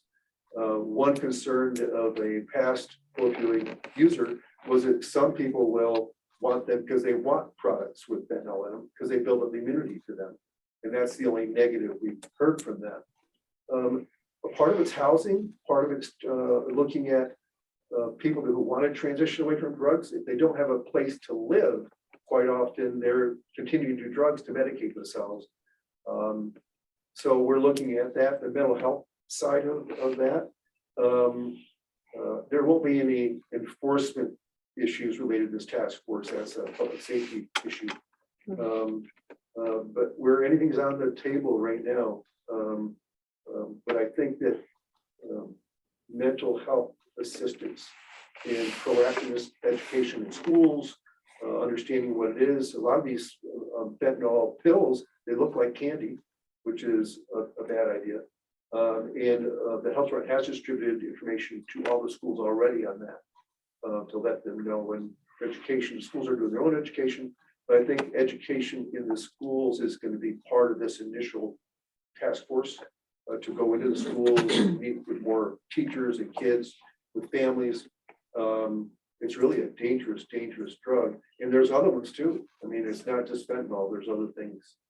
There's a new one that's you can buy over the counter that's supposed to be like a health type thing. It's testing or something like that. That is really dangerous that a kid can buy. So there's a lot of stuff that we're learning from that. So do you think that the program will be then rolled out, you're saying next year? And I think by the second quarter of 2023, we're gonna start rolling stuff out. will there be programs in Enfield through this? Yes, yeah, so every school, there'll be a educational program. And there'll be information, there'll be a hotline set up for people to call specific to if they've got issues. There's already 911, but that's more of an emergency-based thing. Mhm. But if there's, you know, there's a suicide prevention, there's all these different things. And there'll be a 211 is a resource that people can call, but there's nothing there on opioid stuff. Yeah. So we want to add that there. We'll do press releases, we'll do, you know, all those types of things, but we're open to ideas. They meet twice monthly. I'll be glad to send anybody the meeting stuff. They're welcome to attend. Right now, we're just finishing all the data collection. And So our councilperson, Jude Lemke, has been working with the ECC on mental health, bringing mental health services into Enfield. So this might be something that could coincide with that. yeah, I can get her around that task force. And that'd be If she- great, is if to she would get like some to of that join. in there. And then Yeah, Ellen that's Woods has her hand up, but she's our EMS coordinator for our fire company. And something that she's been pushing a lot is Narcan training. So if there's some way that we can get some sort of Narcan training and have that available at spaces in our town, that She's might our be hand up. something. And there's funding for that. From this $800,000 we already have, it's been sitting there for almost a year. So I've been, you know, Yeah, let's move here a little bit. let's And push so I that. think there's definitely people that let's move. And supplying Narcan and training can come to Enfield quickly. I think it could happen the first quarter of 2023. That'd be So I'll be great. glad to help set that up. Would it be okay with other council persons if I unmuted Ellen here? It's fine by me. Ellen, okay, you should be able to unmute, but there you go. Hi there. Hi. Hey. Ellen. Hi. I was just gonna speak to what Randy was talking about. First of all, Randy, thank you for your work and advocacy for our community. And I just wanted to share that in the last year, Enfield first responders all became Narcan trained and certified. So that's all of our firefighters and all of our EMS responders. So we can respond to opiate emergencies even when we don't have an EMT available. Because firefighters are able to carry that, that's within their scope. And one issue we've encountered on opiate emergencies is that sometimes it's almost like all of the Narcan in Enfield has been used up on these emergencies, right? And then people would have to go back into town to get more, right? So it would be great if we could, you know, maybe the volunteer agencies in the community or the paid agencies could start like a leave behind program, right? Where if we respond to an open emergency, we're able to leave some Narcan behind with those people to either replenish what they've used up or just make sure that there is enough in our community. So that was my idea. Okay, I like that idea. The next meeting of the task force is, I think, next Tuesday, but I'll be glad to share that with you. Yeah, that'd be great. That'd be great. And I think the ARPA application that ECC put in feeds directly into that, Randy, because their idea is to put in a sort of a mental health facility in where they can do telehealth and things like that. And it can be regional, and we have been talking to the county officials about, you know, how we can coordinate with them to provide mental health services through that project. Okay, any other questions for Randy? I have a couple comments. Oh, yes, go ahead. Randy, thank you very much for standing up for Enfield interests regarding the Community Recovery Fund. As you know, I've been following that pretty closely, going to a number of the meetings of the fund and the Funding Advisory Committee. And I respect each of the members on that 6-person committee. They're good legislators. But I think there's a systemic problem with that committee, the way it was set up, that you don't, as you said, you give the members of that committee too much power. And the way it's structured, there have to be a 2/3 majority vote on that committee to get an application from step 1 to step 2. And that's where the Enfield Volunteer Fire Company and the Enfield Food Pantry lost out. They lost out because they didn't get 4 votes out of 6. And so they didn't get even reviewed in that complicated matrix spreadsheet that we both know about, that unfortunately also dropped the Enfield Community Council below the line just shortly. And it throws out Enfield interest, yeah. Yeah, 4th down or something like that. I won't get too much into the weeds here because we both know about it, but the fact is, thank you for standing up for our interests. And I know that at a brief meeting on Monday of that committee, again, that 6-person committee, the chair of the committee, a man I respect, said that please don't lobby at our December 20th legislature meeting. We don't really want lobbying. Well, what harm is being done? And that's democracy. And I'm saying, if you stand up, if you want to go down there at 5:30 on the 20th of December and take your 3 minutes privilege of the floor to stand up for the fire company, the pantry, or the ECC, or whatever, people should do that. And government should listen. And thank you, Randy, for listening. I agree. I'm very disappointed that not one Enfield project came through. It's not right. And that's what quote, that's exactly what told us, not right. And I was told we didn't look at the geography as far as geography. I go, well, I do, because I represent that district. And and Newfield got very little as well. Their big one got turned down. And it scored much lower than it should have. And the scoring, I don't agree with either completely. I'm frustrated. And once that they did agree to, scored poorly. So I don't understand it completely. And there's a lot of great projects that are not getting funding as well. So a lot of them fell off. But if you give $1.5 million to Hugo Medical, you've just knocked about 8 or 10 of them right off the block, because that's a quarter of the money went there. So it's not. And that Hugo Medical application, they didn't even put in a minimum amount. They could go to, so, most of the applicants, like the Enfield Food Pantry, put in a minimum amount. The Hugo Medical Center said, no, we want the $1.5 million. And the committee hemmed and hawed at one meeting and said, well, can we cut this down? Next meeting, no, they don't want to cut it down. And yes, I'm going to push for that. You are right. So you are right there. I've read every one of these applications. I spent time on this, and I've read through the application. It's a poor application. It's not well put together. I mean, they didn't provide as much information as they should have. Where's their secret? Any kind of money over a certain amount had to have that. It doesn't exist. So they had to addendum showing that the success of this program, which they didn't do, but they're looking at, well, they've got this great organization that obviously they know what they're doing, right? So that's good enough, and that's not good enough for me. And they have money. They have, $130 million. I mean, my God. I mean, and has anybody here experienced their emergency room? Good luck with that. I mean, work on that first. I can tell you stories you wouldn't believe. So that people that have contacted me and called me from there after waiting for 5-6 hours, and then to even get in. So I'm very frustrated with that whole thing.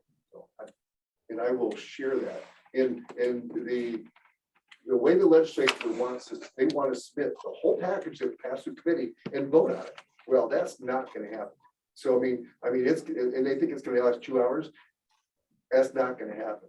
Because I know there are easily 8 or 9 other legislators that are equally frustrated as I am with it. So it should be very entertaining. They went much better. Our time to speak is on the 20th. Shauna Black, the chair of the legislature, said at the last legislature meeting, if the legislators' debate goes beyond 2 hours, we're kicking it into January. So it could very well be January before the final award is process made, is but flawed. let's do it right. The process is flawed, but also uncharted territory. Never been in this situation before. So I get that it's not easy to do. And that's why I believe you need to chop off pieces. You work on this piece and you work on the whole thing at once. I think it's gonna be pandemonium. I could be wrong, but we'll see what happens. Well, that's good. I will interject something else that you would be interested in, Randy, because I just learned it before the meeting started. And I only have it from one source. Reporters are always supposed to check 2 sources, but I checked just one source. It appears from the state Senate website that Governor Hochul has signed the volunteer firefighters tax assessment exemption law. I looked on the on Kathy Hochul's website, the governor's website, didn't see any news release on it. It may be just signed, but on the state Senate website, which I've been tracking, about once a week, I said, let's track it tonight. And there it's got, presented the governor, signed by the governor. So there you go. That's great. I'd like to add one last thing. I was at a presentation and they're talking about SNAP. Some people refer to it as food stamps. In Tompkins County, 40% of the people that are eligible don't even apply. So and I imagine there's people in Enfield that are qualified for SNAP that just don't even apply. So I mean, and I would encourage people to do that. That's a lot. Yeah, and That's a lot of SNAP people. benefits can be used at farmers markets too, so you Yeah, can support your local exactly. farmers. Yeah, So- absolutely. All right, any other questions for Randy? Yeah, I heard you talking about Narcan. That's for people that overdose. Correct. Okay, and I think I heard somebody from here say that when they deal with somebody and they have to give them Narcan, they want to leave them a little bit for later. Okay, that seems problematic to me because it's like you're preparing somebody, or saying, well, if you overdose, here's something, so you can take it and you don't have to call us, but it doesn't seem like to me the right message to give a junkie, like, just in case you fall off the edge of, huh? The alternative is that people were dying. So when that's the alternative, Narcan is the Okay. solution.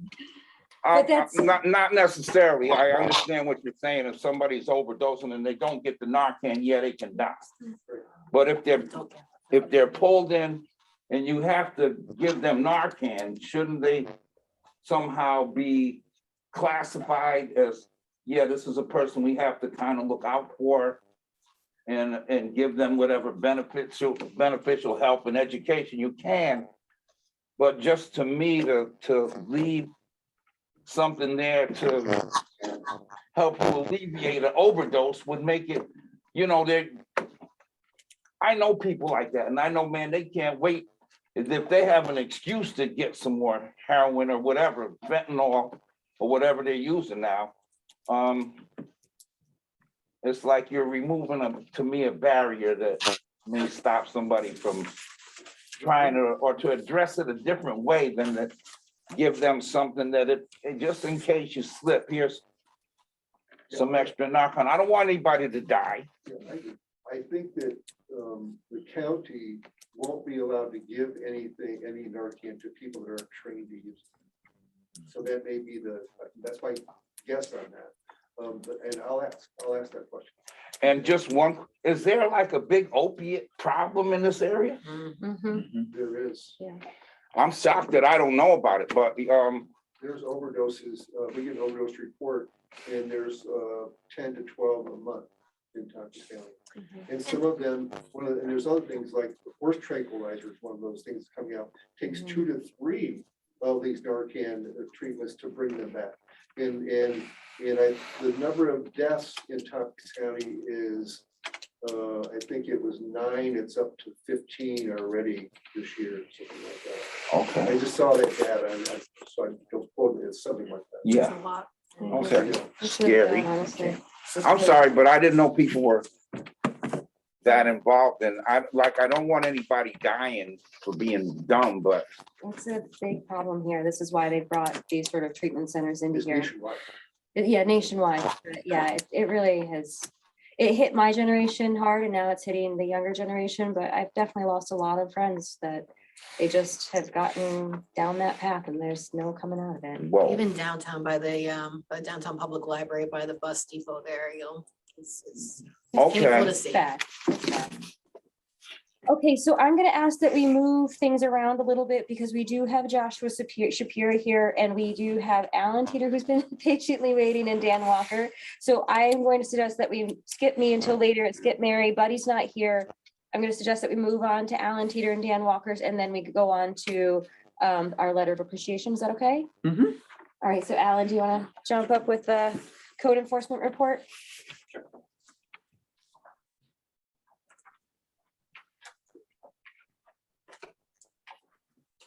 So for the month of November, I issued only 2 permits. Things are slowing down for the winter, I think. Brings us up to 52 for the year. Some of the things I've been working on, I've been working with the planning board on some subdivisions, applications and site plan review applications. I did turn one into the county for the 239 review. And help the landowner fill out the seeker to get that going since they're kind of in a hurry to get a house started this fall. I issued a new house number. Issued a couple of COs for houses, one on East Enfield Center Road, also one on Hates Road. There's a new house going up on the end of West Enfield Center. Just set the house last couple of days, so I'm not sure home. And I've also been working with people from Ace Security that came in and did the security system or the cameras in here. New cameras. So everything's being recorded. And then the last week, the people that come in there started to put in the heat pumps. So I worked with them on where they went, the best way to run the lines and the wires for that. That's coming on. They're close. Good. But not finished, but they're close. I appreciate that you gave him the keys, so I didn't have to run down here every day. But it's pretty cold outside to be working on them, so Yeah. hopefully they'll help with the heat in here. Although thinking about, I did have a couple of concerns with the bathrooms in those far corners. We'll see how they are. They might be like 40 or 50 degrees in there, I'm afraid. Oh, We'll okay, see. because they don't have their This own one heater. heats the far corners too. Yeah, Notice one in my office, one in Betty's office, those doors are closed, so, okay. but we'll see how it is. It's not a problem. It's We freezing, can but maybe leave them open, something, I don't know. I don't have a problem with that. And you might. Okay. That's really the one there. We'll As see how long as it it goes. doesn't freeze. Yeah. It's fine. They don't get much use, so I don't think it's a big deal. Okay. Hopefully they'll get those up and running next week, so. That's what I had, unless there's any questions. Questions? All right, and you have the fire company, do you know if any of the members are coming in for their membership approval? I don't believe so. Okay. I'm not sure they were even aware that it was happening tonight. Oh, okay, I'm not sure that, the board of directors knew. Okay. But I don't know if the board ever got out to the members or not. Since they were Oh. here, I'm guessing that maybe it did, but all right, I well, don't have the answer to that question. Why don't we move that to a future meeting so that the people can be here and accept that, why don't we do that? Do you want To to do the January? special, well, the special meeting, we have to set a special meeting Oh, right. anyway. special so- meeting would be a good opportunity. Yeah, let's do that. Next Wednesday. Okay, we'll table that one then. So we're a total of 41 calls last month. Which, as we heard last week, we're up this year, we're up probably 40 or 50 more calls than last year already. Still a couple weeks to go. Most of those were EMS calls. The calls, last month, we had 2 brush fires.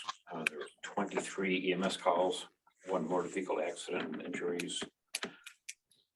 3 hazmat calls, 1 power line down, 1 aircraft standby, which they wanted a helicopter probably, but then they canceled the helicopters.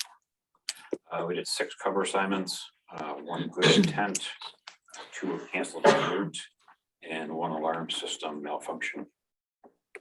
The trainings this month, 2 weeks ago, we had a station maintenance, a station annual cleaning, getting ready for the awards banquet. Last week we had our general meeting. Tomorrow we had a LZ training scheduled with a helicopter coming. But that's been postponed due to the weather.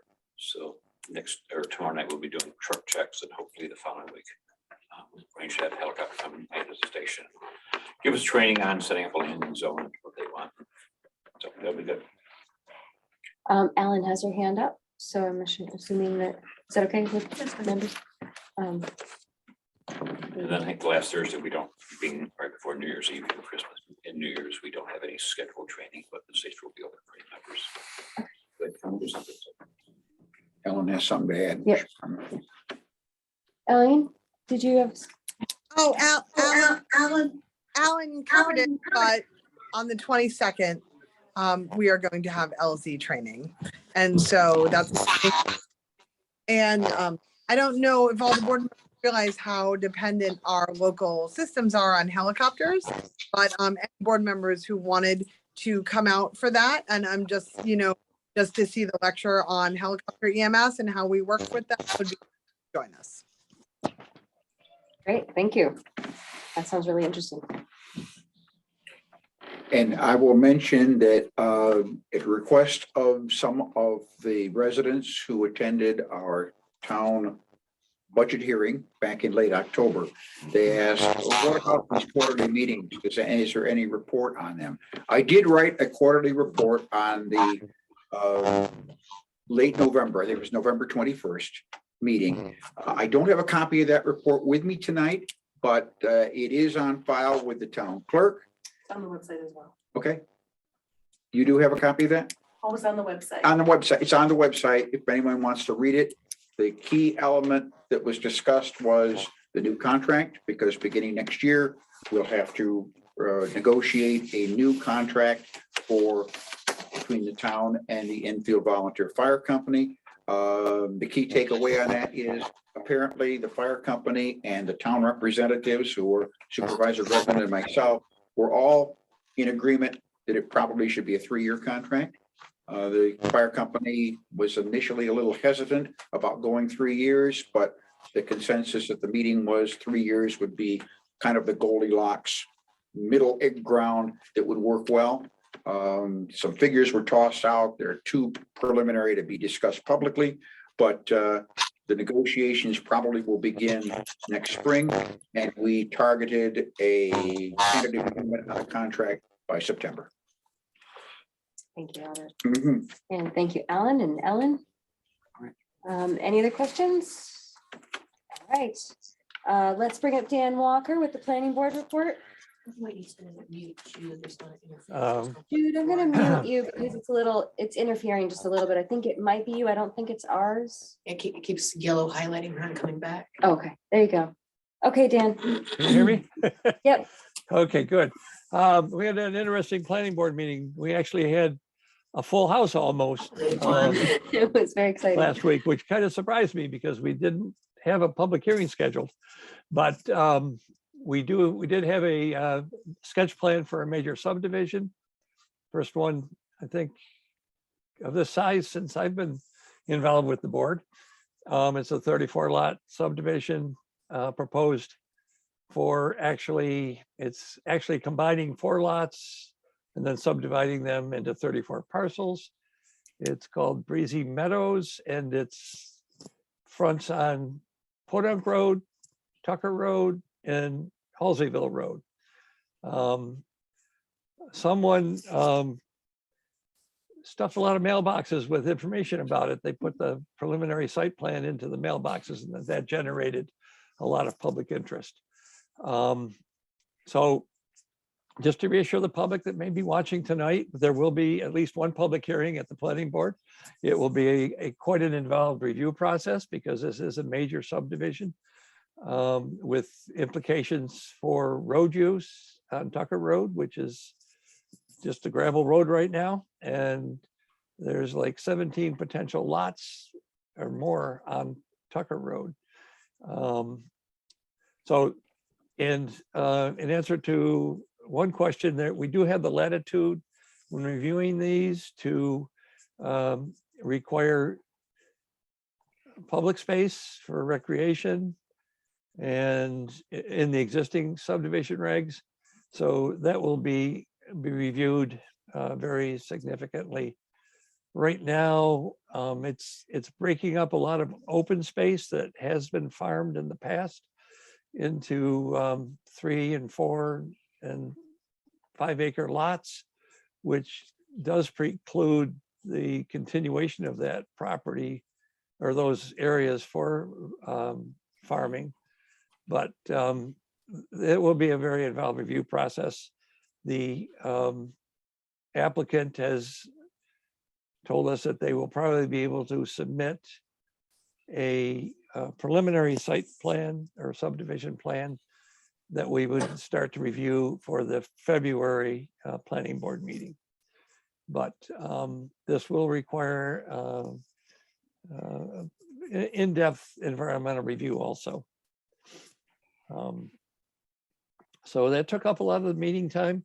We did have one other site plan review for an additional, a third house on a large acreage, which happened to be right next door to this subdivision project. But that's the single family home that Alan was talking about earlier. So we are continuing to go through the subdivision regulations, and this subdivision is bringing up some issues that we'll be highlighting as we go through the review of the process. Any questions?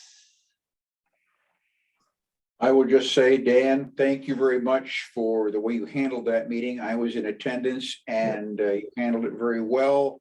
And anybody from the public who wasn't at that meeting should probably know, as you have said, nothing's going to happen right away. The next step would be very preliminary review in February, and then there'll be a public hearing thereafter. And a lot has to be done yet before this is proved. Right.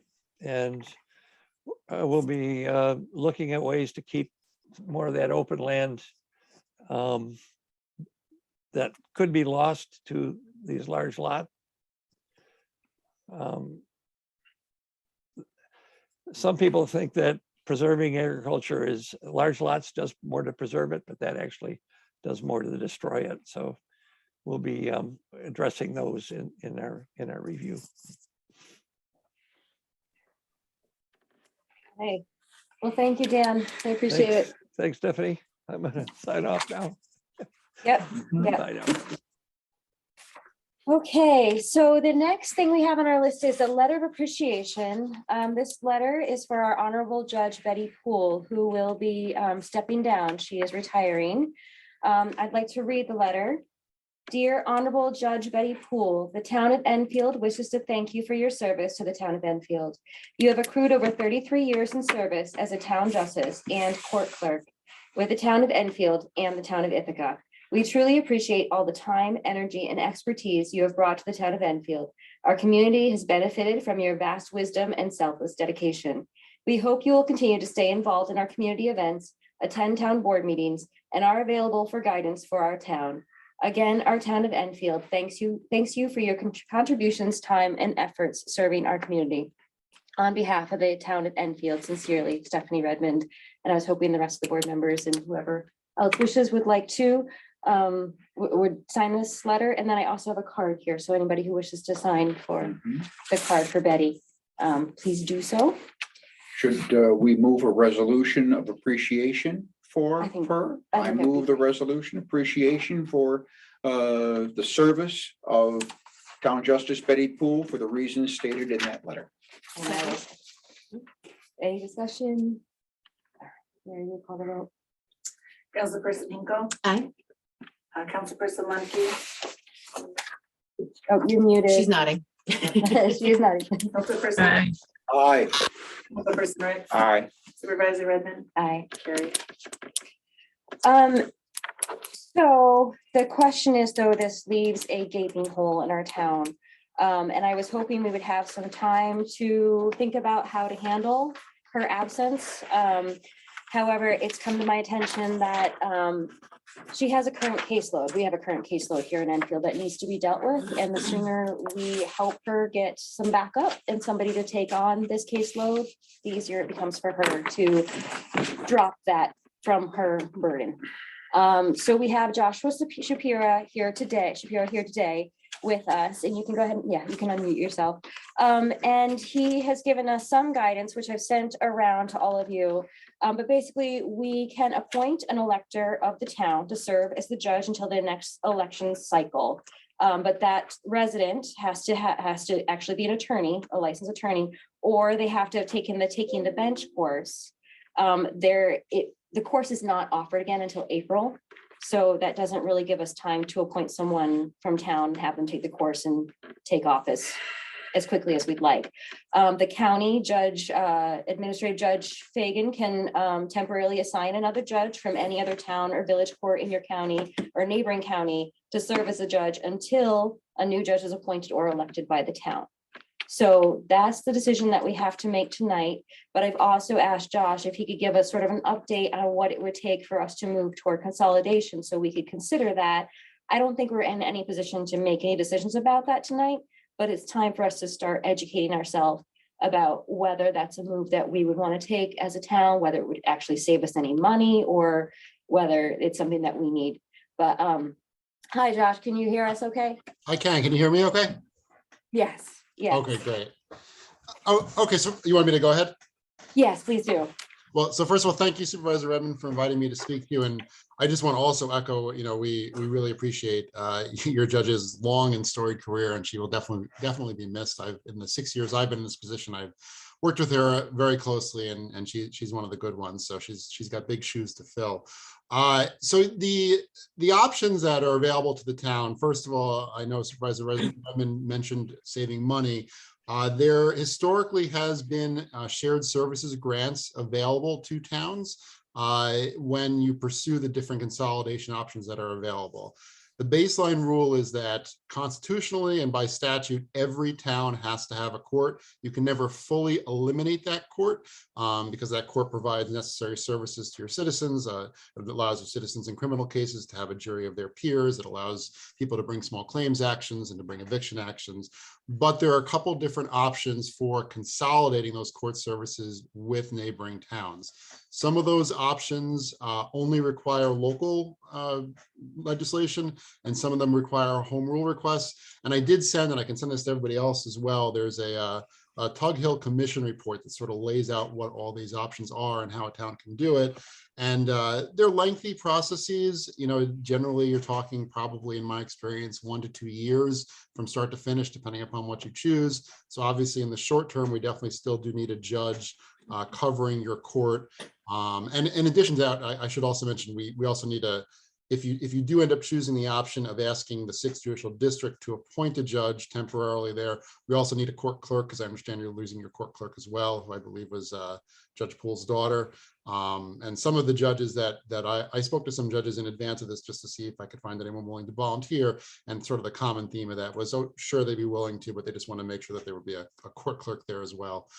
So the options are as follows. So you can, if you want, do what's considered like a true consolidation with another town under the Uniform Justice Court Act. This requires both local legislation and home rule legislation.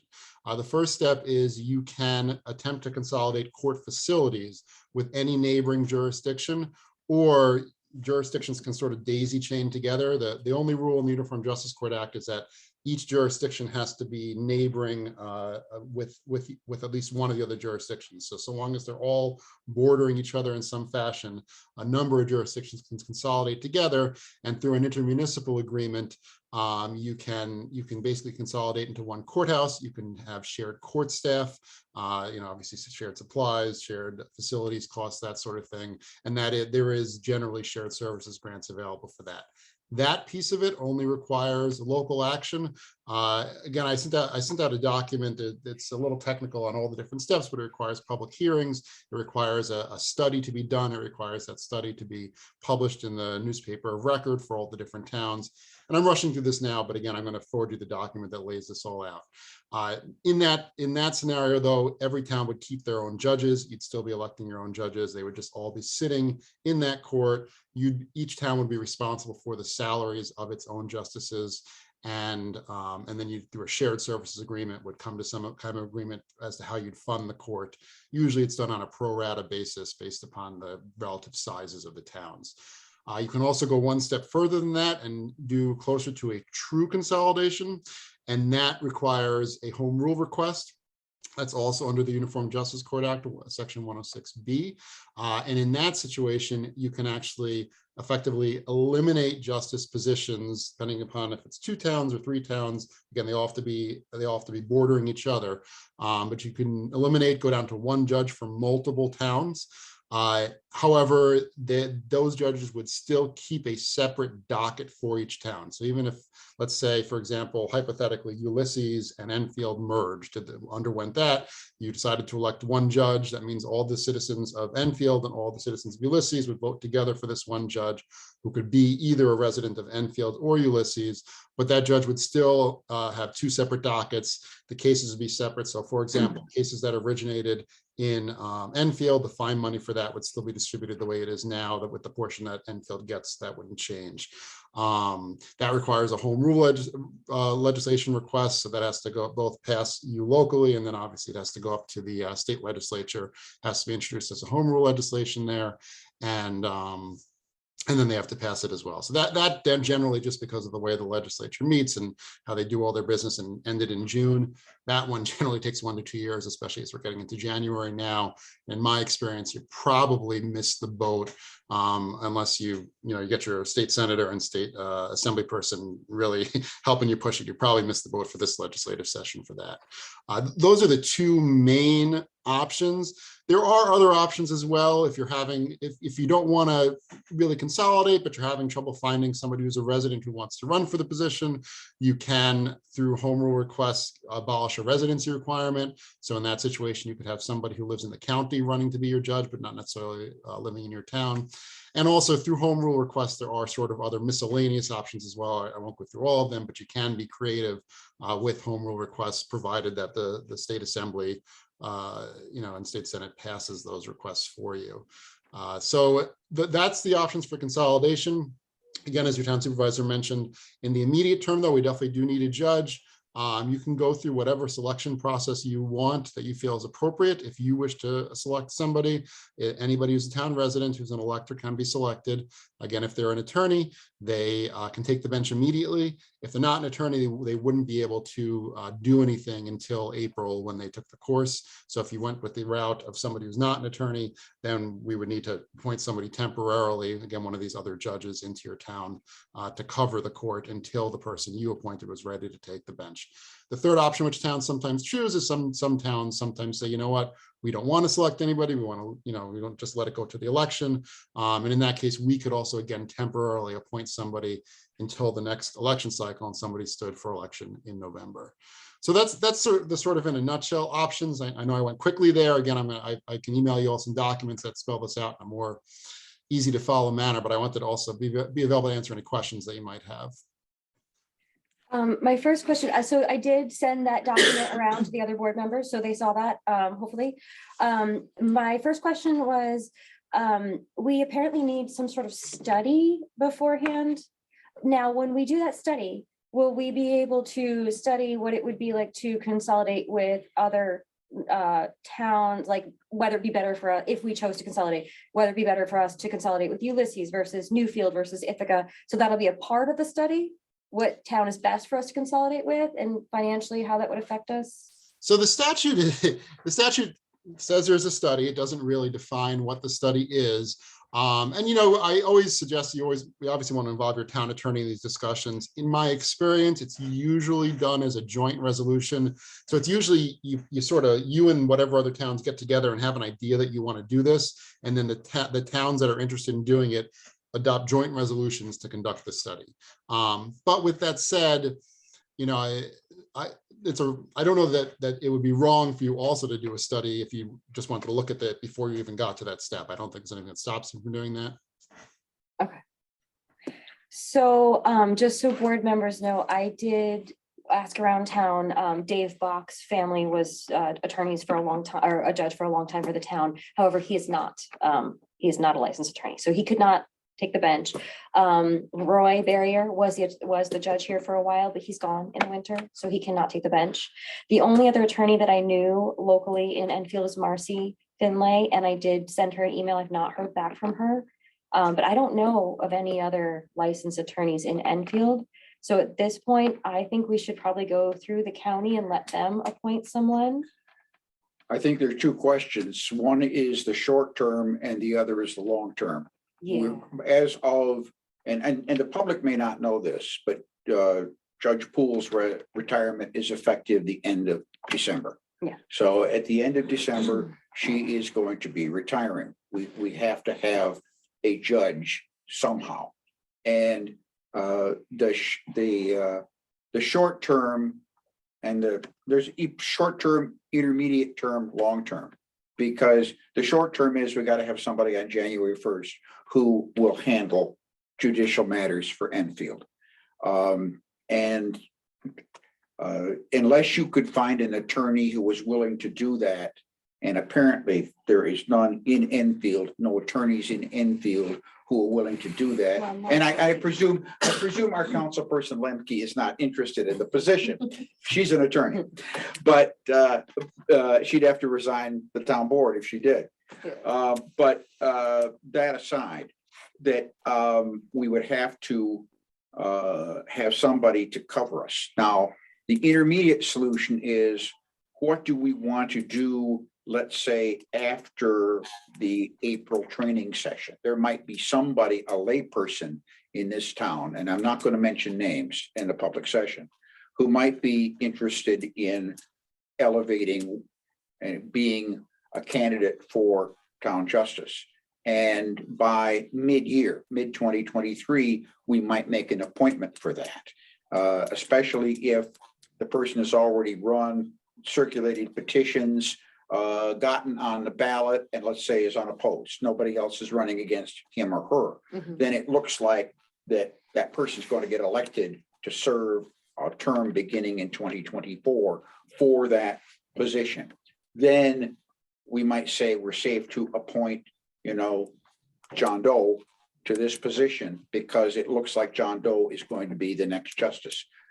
The really long-term solution is the one that Josh is talking about. Do we want to consolidate with another town? And if so, what town it is? And that's something really we've got to have a community conversation about, because there are going to be a lot of people who may like the idea. There may be a lot of people who dislike the idea. And we, the town board, don't know, and we certainly don't know tonight, because aside from a very handful of people in this community, nobody was aware of Judge Poole's retirement until tonight, because just so the public knows, the supervisor had requested we keep the matter confidential until tonight's meeting, and we've done that.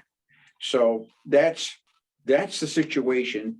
And I had one question for Josh that is a legal question. I'm a paralegal, not an attorney, so I didn't know what this meant, but I looked at the state constitution, and the state constitution, Article 6, Section 17B, talks about elimination of courts. And the relevant sentence is, the legislature may discontinue any court, any town court that is, existing on the effective date of this article, only with the approval of a majority of the total votes cast at a general election on the question of a proposed discontinuance of the court in each such town affected thereby. Does that mean there'd have to be a referendum in Enfield? And let's say if we merged with Ulysses, in Ulysses as well? So no, because you're not eliminating the court so the Uniform Justice Court Act scheme under Uniform Justice Court Act 106B is your court still exists. And that's what I meant about, the judge would still keep separate dockets. You're just allowing, effectively, you're doing a couple of things. You're allowing a judge who resides in either, let's again use Ulysses as an example, resides in either Ulysses or Enfield to be elected as the judge. You're allowing them to be elected as the judge of both jurisdictions. And you've got a shared services agreement. So let's say hypothetically, you're using the courthouse in Ulysses, but you haven't actually eliminated the court.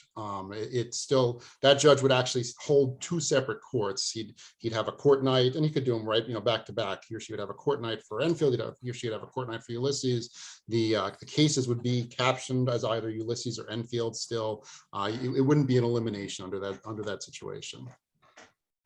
But there would have to be local laws passed in each community, and the judge that served would be elected by the total electorate in the two towns, let's say, in which that judge would serve. That's correct. There is an alternate scheme, but I don't believe it's applicable here under Uniform Justice Court Act 106A, which is the true consolidation. And that's that's using some of that language that's in the New York State Constitution.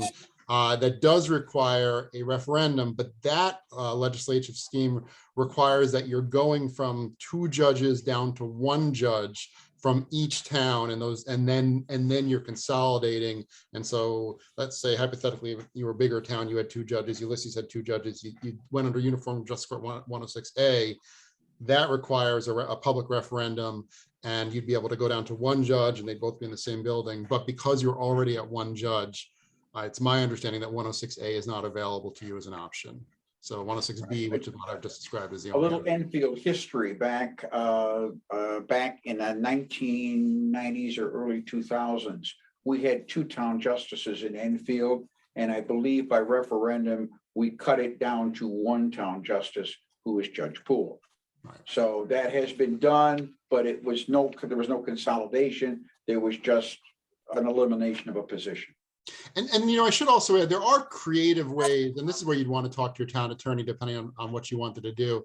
Like, I suppose in theory, you both could go back up to two judges to go down to one judge to meet the statutory requirement to do the true consolidation, or you could request a home rule legislation request that goes outside of the Uniform Justice Court Act. But these are what I described are the most common ways under the current statute as to how you would do it. Okay. Thank you. Well, I don't think that clearly, I know that we're not ready to make this decision tonight. I will put it on the January regular meeting. So we'll continue the discussion for consolidation, but right now is the more pressing issue. And I'm going to move that we allow Administrative Judge Fagan to temporarily assign another judge from another town, village court, or county, or a neighboring county to our court to serve as judge until a new judge is appointed or elected by the town. I'll second it. Any discussion? Mary, will you call the vote? Councilperson Hinkle. Aye. Councilperson Lundkey. Aye. Councilperson Lynch. Aye. Councilperson Hicks. Aye. Supervisor Redmond. Aye. Carried. Okay, thank you, Josh. Saying my connection's unstable. Hopefully you can still hear us. Yep, and Supervisor, I will be in touch with you just to discuss the logistics of that in the coming days. Thank you for inviting me to speak to your board. Yeah, thank you so much. Have a nice day. So the reason that I wanted us to think about consolidation is I was on a call with other supervisors, and I had mentioned that we are going to be losing our judge, and one of the other supervisors in one of the towns said this was the opportunity that I missed to look at a consolidation, and it would have saved our town X amount of dollars, and we didn't really need it for the amount of constituents that we had actually utilizing our courts. And because I had one judge retiring, that was the chance. So if we want to do it, now's our chance, because we have this 1 year that we have sort of available to think about before a next election cycle. If we want to do it, now's our chance. I think we should at least review it. We may not choose to consolidate, but we should at least look at our options, is my thought. I will say my first reaction is hesitancy. And I say the second thing is we have to hear from the community, because they've got to weigh in on it. And the third thing I want to say is that really tonight is not the appropriate time to discuss it further. Yeah. We are celebrating Judge Poole's service. She was elected, I believe, in 1993. She has served on the bench since January 1st of 1994, if I'm correct. And she has served us well. And we are very disappointed that she has to retire or chose to retire right now, more appropriately put. And, you know, this town has to know about this, and the town has to realize we're at a crossroads, if you will. And we have several options open, and they've been discussed tonight. And I think right for the moment, we just have to let the community speak. I agree. I agree.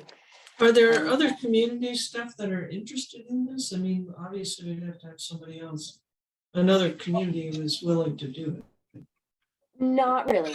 So Newfield has been taking on some of the caseload of Enfield when Judge Poole could not make it to court, but not all of the caseload. And we would have to get, you know, talk to each town and see what their thoughts are on it. So we have a ways to go, and we're not ready to make that decision. The only one pressing issue that we had to make tonight was who we are going to appoint for this. But I do want board members to continue to review the information that we sent around and be ready in January to, you know, make an action plan. Question is, will the question of venue, will Judge A from Ulysses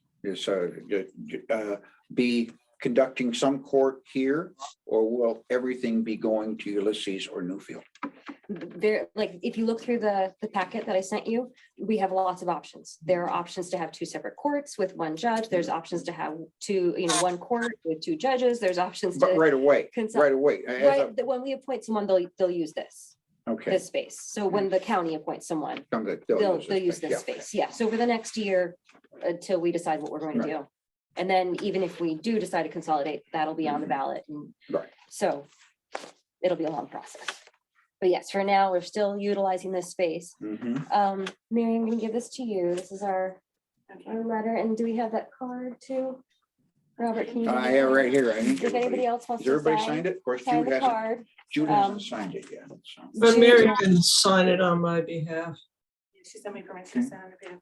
Did we have to do anything with the court clerk? Oh, yes. Thank you. Thank you. Yes, we will need to, we should put a notice. So I'm gonna make a motion that we put a notice in the, well, on the county too. I will move that we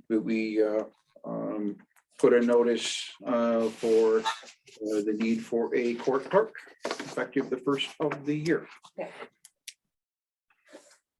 Any discussion on that? Mary, we call the vote? Yeah, wait a minute. Yeah, oh, sorry. I have a discussion. I've been in court before, okay, charged for protests, and I've had one judge say, listen, I'm not sending anybody here to jail for nonviolent protests, okay? Then another judge saying all the same incidents, that if you don't listen to the police officers when he tells you to leave, you violated the law and you're going to jail. So the same exact protest in front of two different judges. I mean, do we consider what this judge is like and all of that, or do we just need a judge and whoever comes in and fills their We don't get a say on the county appointment. So Okay. if we're asking the county to appoint, they'll appoint whoever is available. We will have a say, if we choose to appoint, someone as a town, as Mhm. town board, we will have that choice at any point, up until the election in November. And in the election in November will decide, the public will decide. Three steps. And the first one is to make sure we have somebody who can adjudicate cases as of the 1st of January. And that's what we're doing here tonight. We could, in January, if an attorney came out of the woodwork and said, I want to be town justice, we could appoint that person as town justice, or not, or just continue this way with the county having a judge to serve Enfield through 2023, I suppose. It's up to us, but tonight's action just takes the immediate step that we must take by law. And right now, we're trying to get them a court clerk, because their judges, their county the judge the county is giving us does not come with a court clerk. Our judge was very helpful in having her daughter be her court clerk, so that was very handy for us. But now we are without one, and we will need to post on our website and with the county to try to get someone to act as court clerk for this person. Do we know what the legal requirements are for that? I don't think there really There are. are not, there's not, you don't have to, take a certain amount of preparatory instruction or anything like that. It's just a clerk. If I mean, we have there's a training course for the. Sorry, I stuck around just in case you had more questions. No, that's great. I'm glad you did. When is the training for that? Annual training? Yeah, that training is virtual. So whenever you hire the person, they can go through the virtual training. And what happens if we don't have a clerk by January 1st? It'll make it very, it'll make it very difficult for me to get a judge to go in there. But the other possible option, which I've done before in the situation, is if I can find a judge, and I would discuss this with you, but if I could find a judge who also themselves has a part-time court clerk, and perhaps that part-time court clerk is willing to come with them, obviously that would be a town expense, but we've been able to work that out before too, if you can't find somebody that you want to hire, again, on a temporary basis. But the court clerk doesn't necessarily have to be a town of Enfield resident? No, not at all. Yeah. Oh, okay. I didn't realize that. I thought we still had residency requirements for that. Do we have any regulations around how long it has to be posted before we appoint someone for that position or anything like that? Not from us. Different towns may have your own internal policies and rules, but from the court system, there are no requirements like that. Yeah, no, nothing like that. Okay, perfect. Okay, anything else regarding this? Thank you for bringing that up, because it would have been a bummer to having to convene again. Thank you, Judge Poole, for your service. Yes, always professional and sweet and knowledgeable. Oh, she will be missed. Okay, we are. Oh, yes, sorry. Any other discussion on the court clerk? Good thing you're here to keep me in line, Mary. All right. Can we call the vote? Person Engel, Aye. Councilperson Lemke, Aye. Councilperson Lynch, Aye. Councilperson Rick, Aye. Supervisor Redmond, Aye. carried. Okay, so we are also tabling the next resolution about the solar law adoption. But let's go ahead and set our public meeting or our special meeting for that. People were saying the 28th. 28th is work. Unless somebody's going to be gone for the Christmas to New Year's break or something. 20th 's fine for me. 28th? 28th works well. I believe that the 28th is the Kwanzaa celebration at the EEC. Is it? Pretty sure. This weekend, I thought. I'm pretty sure it's the 28th. And I don't even know if that would interfere with the meeting, but that's like Kwanzaa and a meeting too. That's a lot for one day. It is the 28th. Do you know what time? It is 5 p.m. I don't know how long. It starts at 5. It starts at 5. You could be here by 6:30, 7. They have jerk chicken at the Kwanzaa Oh, well, celebration. I don't know. Maybe we should I all don't go know. in. I'm not sure. I mean, I'm New fine venue. with the 29th. The 29th, I can't do the 29th. Well, let me think about that. What about the week before, the 22nd? We have a water That's protection. that's really pushing it That's pushing it. close because you're trying to get a court clerk and that's Yeah. really, but I think that's, you gotta really have it 20 that week. That Nobody wants to do a Friday night on the 30th. Wow, I'm really excited because you know I'm available Friday night before New Year's Eve. You can do- So we could do Tuesday, the 27th. That works for me. Good. All Yeah, right, Tuesday, Tuesday, the 27th. 6:30. Yeah. Okay, 6:30, special meeting. And we will be covering this solar law and the approval of the new members. Hopefully we can get some of them to come out to that. And I'm gonna save the court decision until January, so. Yeah. But we might, Right. but maybe we might have a court clerk thing by then. We might have a court clerk decision by That was then, but Tuesday in the terms of 27th. restructuring the justice court, Oh, you no. know what? No, let's push that off until January. So we might have court clerk, solar law, and what was the last one that I had there? Fire, okay. Okay, so that's the 27th. All right, next we have the delegates. So you can come on to the delegate? Yes. Okay, that's great. So it'll be myself and Cassandra for attending, and I'll be the delegate and you'll be the alternate for the voting. And then we'll just, be authorizing the funding for us to attend the meeting and for staying at the place there. So I'm gonna move this resolution for appointment of council persons to attend the New York State Association of Towns annual meeting and approval for funding for attendance. Second. Any discussion? The only thing I will discuss, because somebody, the public might say, why are these two people going? Well, the supervisor should represent the town, number one, and number two, having a female council person join Supervisor Redmond saves on hotel space. It does, that's true. And it saves money for the town. Same two men couldn't share a room. Okay, We have to vote, we have to so, vote, yeah. oh yes, sorry, any other discussion? Mary, will you call the vote? Councilperson Hinkle. Aye. Councilperson Lumke. Aye. Councilperson Lynn. Aye. Councilperson Rex. Aye. Supervisor Redmond. Aye. Carried. You know what, we never gave our other reports because we skipped right on. Yeah, All right, I'm gonna go back. Yeah, we gotta go back. Going back. I'm gonna give the supervisor report quick.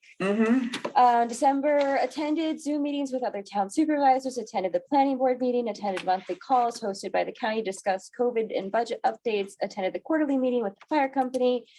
We coordinated Deck the Halls, which was really fun. And attended the fire company banquet. My husband and I attended that banquet and it was very lovely. Robert Lynch as well Mhm. was there. So that was very nice. Aside from those items, the town supervisor completes all actions dictated by the town board for the supervisor. Any questions? Okay, Mary, you're up. Okay. So I have great news. Some of you may have seen, we got the new copier. It's up and functioning.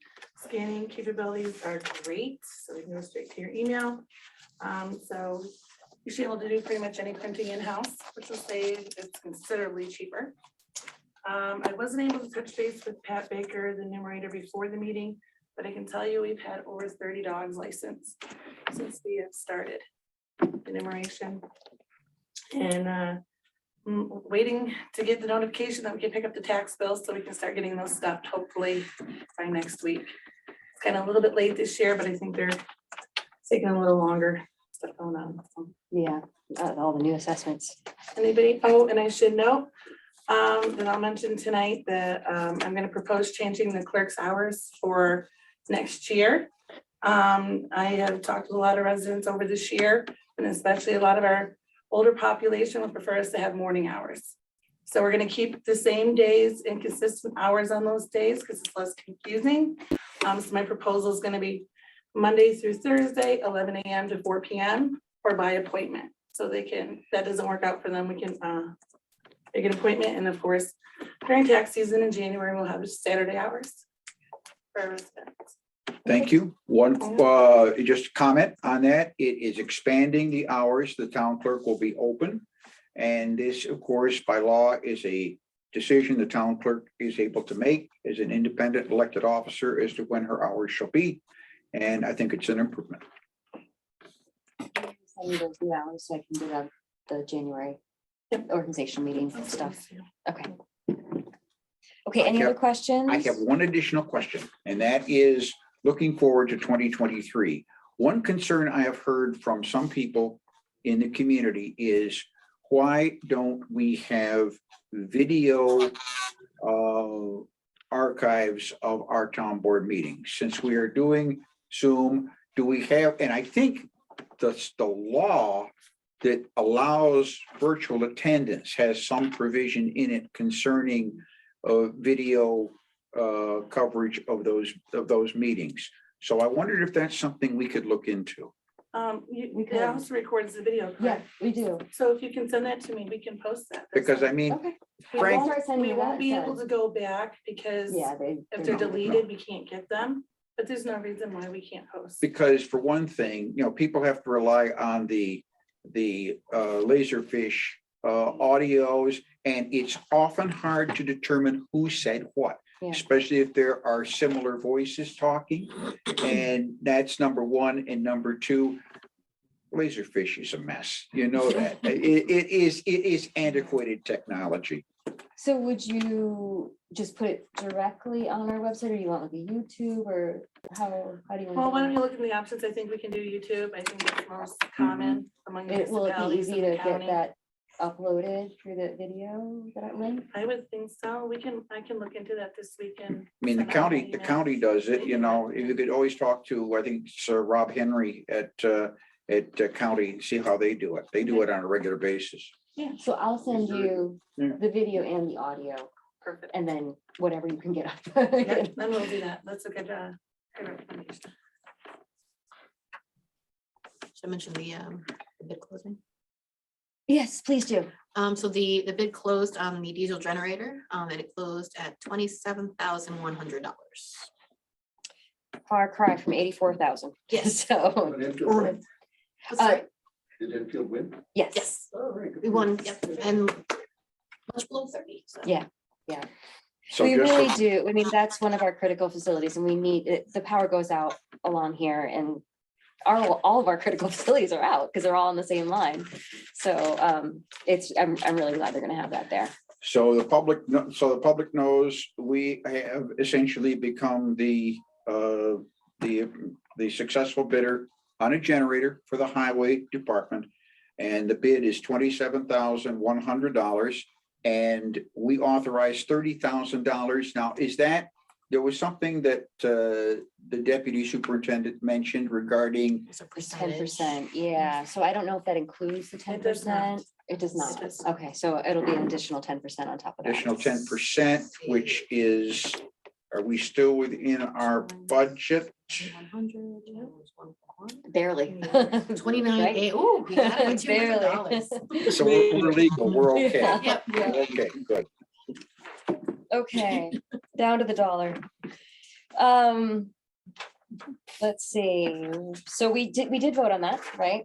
Where am I? We voted, we authorized that, so we're good. So the next thing we have is the summary of, is for the tax, the letter that will be included in the tax bill. I want to go ahead and share screen. I have it up here. so One thing I mentioned while we're on that subject, should we authorize the payment of that money through ARPA funds, or can it wait till the next meeting, or how soon do they have to have their money? I mean, I'm sure we have money in. our We have the fund, money that so we can choose to do that. we can put it I mean, over. there's no reason we can't. do Just that. didn't want to have it fall through the cracks. Do you want to do it right now? Let's do it right now. Okay. Want to go ahead and make the motion? I'll move that we purchase this generator with our town's ARPA money. Second, any discussion? No. Mary, we call the vote? Yes, Councilperson Hinkle. Aye. Councilperson Lemke. Aye. Councilperson Lynch. Aye. Councilperson Rex. Aye. Supervisor Redmond. Aye. Carried. Good move. Yeah, that's great. Okay, so the resolution, I pulled it up on the screen here. This is the one that we generated, and everybody got to check it over for edits. So I'm going to move this resolution authorization to include a summary of the 2023 budget in the 2023 tax bills or letter. I don't know how you worked it. You may choose the word. No, I left it as the, Okay. you had it. So I'll move that. I second. Second. Any discussion? There's a space between the and budget. You need to, there's two spaces instead of one. Where is it? On If what you- line? I don't know. Like in the first paragraph or down further? Oh, I see it. I see it. Okay, typo. I'll change that before I send that to Mary. Anything else? Okay. So I moved it. Did we had a second? We had a discussion. I second. Will you call the vote? Councilperson Hinkle. Aye. Councilperson Lumpkin. Aye. Councilperson Lynch. Aye. Councilperson Rick. Aye. Supervisor Redmond. Aye. Carried. And then I'm going to move the next resolution, agreement for legal representative, a representation with Guy Crow. I sent around his agreement earlier. So I'll move that resolution. Any discussion? Mary, will you call the vote? Councilperson Hinkle. Aye. Councilperson Lumpkin. Aye. Councilperson Lynch. Aye. Councilperson Rick. Aye. Supervisor Redmond. Aye. Carried. Okay, and then we have the new resolution that Robert put forward. You want to read that? I can, some people may not have read it or seen it, so I will read it. It's fairly brief. A resolution to provide health insurance coverage eligibility to the office of Enfield Town Clerk. Whereas the town of Enfield recognizes that the position of town clerk provides vital, legally mandated services to the town and its residents, and that the office demands a person of the highest professional caliber, and whereas the recruitment and retention of a competent town clerk requires this town provide employee benefits competitive with those offered by other employers in the modern workplace, whenever they employ persons holding comparable skills and qualifications. And whereas the town of Enfield, unlike many other employers, does not currently offer health insurance coverage to its town clerk. And whereas under the 2023 final town budget adopted by the town board on October 26, 2022, the combined Enfield town clerk tax collector position will for 2023 pay an annual salary of $35,000, a level standing at only 48.8% of the salary paid to the highway superintendent, the latter a similarly elected professional and leadership position for whom full health insurance coverage, including dental coverage, will and has long been provided. And whereas all full-time highway department employees are also currently eligible for full health insurance coverage, including dental coverage. And whereas the office of Enfield Town Clerk, similar to the positions of town clerk established in other Tompkins County municipalities, has traditionally been held by a female elected officer, that fact raising serious issues of gender equity, issues of great concern to this board, therefore be it resolved that the town of Enfield shall, as a matter of policy, extend full health insurance coverage eligibility, including dental insurance eligibility, to the position of town clerk effective January 1st, 2023, or as soon as practicable thereafter, with coverage and benefits to be established comparable to those provided the highway superintendent and the highway department staff. And I so move. Second. So I have a couple questions. Okay. First of all, Mary, would this be helpful for you, or would you be better off with family coverage, or can you find, is it better for you to get coverage through your spouse? Like, So right now I have coverage through my spouse. I mean, it would depend what the options are, but I think it would be hard for the town to compete with Cornell University. So I don't think it's gonna be better. So then you would have to take in consideration, I mean, what is the option for the clerk to waive it? Are you just gonna give a stipend to the clerk? What is the best option to the board? Those would be my input. And I do really appreciate you moving this. Because it would be beneficial to, certain number of clerks out there, but. so Jude actually forwarded this to Blixie and asked her input, and she said, while she's very supportive, we should check with Mary for that. The next is recognizing the cost. We're talking $13,000 a year for single coverage under our current plan. And then the last thing is that Blixie and I are planning on spending this coming year reviewing a lot of our benefit policies, including health insurance. And one thing that has been mentioned as that would be beneficial from the highway crew is a buyout.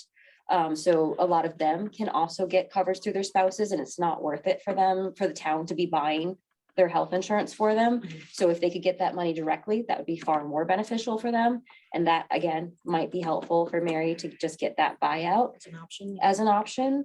So while I'm definitely supportive of this, I feel like this should have been brought up before before the budget. And then I also feel like we're doing so much review in this coming year that we'll have a much better handle on how to establish benefits. But Blixie and I definitely have been talking about the fact that Mary deserves to have benefits. She's basically full-time, and how can we? So while I'm supportive of this, I don't think I'm ready to vote on it right now because I feel like there's too much shifting sand in a sense. My Right, position I is- agree with that. Okay.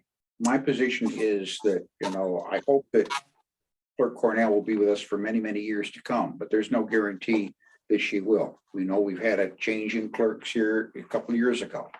And I think as a matter of policy, that should be allowed because I don't think we are practicing what our principles tend to dictate, which is that men and women in their respective jobs that they tend to be oriented to should be treated equally. And we are giving considerable compensation. We gave a considerable compensation increase to the highway superintendent, and that's a done deal. We also gave a compensation increase to the town clerk, but it was a lesser percentage than what we gave the highway superintendent. And I just believe as a matter of policy, we should have this health insurance coverage eligibility. It does not mean that the clerk has to accept it if she's got a job that pays her better benefits. But the next person coming along might not have that second job at Cornell. I don't know. That's just my position on it. I think as a matter of principle, it should be approved.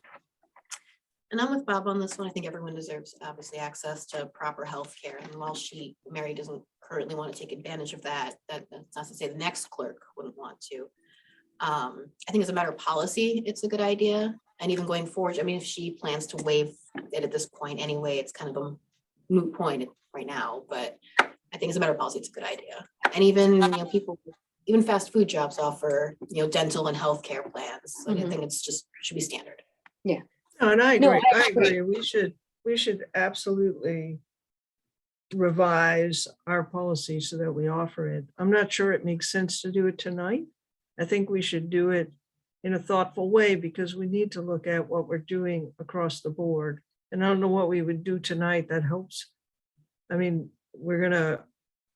if Mary doesn't need it right now, sometime early next year or partway through next year, we can come up with a plan that addresses everybody across the board. That's my thought, is to I'm good just with take a that. little time. And, like I said, we're planning hitting this in February, basically. Blixie and I are really gonna revamp our whole policies, so, or start to look at them. Clerk Cornell, are you acceptable by tabling it to February? Yes, but a few other comments, I think, because it would be extremely beneficial to my family if I like this option of, I don't know if you call it buyout or like a shared cost, because while we do have a good option through my husband, we pay a lot for health insurance, so that would be very much appreciated. Yeah. Having those options and that benefit, because, I would appreciate. Now, it. And the highway crew has echoed the same thing, so I think that's really the way that we need to move with this. Now, if we don't do something before year's end, does that preclude anything? Do we have to lock anything in with the consortium before the end of December? No, they can add Okay. a new member at any point, so. Shall we? It's Alice, yeah. Are we ready to take commentary? I would let, as a former town clerk, I would let Ellen Woods comment if she chooses. I think she can. All right, whatever. Okay, so hold on, I'm gonna be on camera. I don't know. Okay. Start video. Hi, I just wanted to comment on this. First of all, I just wanted to thank you for the town board for recognizing me. And I want to thank so much Councilperson Lynch for bringing this resolution. I think it's in a tremendous and abominable historical injustice in the town of Enfield. and also the town of Caroline, that the clerk is somehow exempt from health insurance. And I think we really have to look at why. And the reason for that is basically because the town clerk has been expected to have support of a spouse. So not only are we saying that the town clerk has to be female, but she really has to be married. And like, are we in the 1800s? Because we're not. The town Right, clerk but shouldn't have to we're be- not saying that we're not going to give her coverage going forward. We're saying that we're going to look. You're at saying this. you're going to perpetuate it for another few months. You're going to kick the can down the road. I get it. This is my time, Jude. I'd appreciate not being interrupted. That would be some respect that you could give me. So basically what I'm saying is over Cornell University gives administrative positions the option to opt into benefits at 20 hours a week. So this isn't a question of hours. It's not even a question of historical hours. Town Clerk Alice Linton did a standard days showing her hours at 24 hours a week 10 years ago.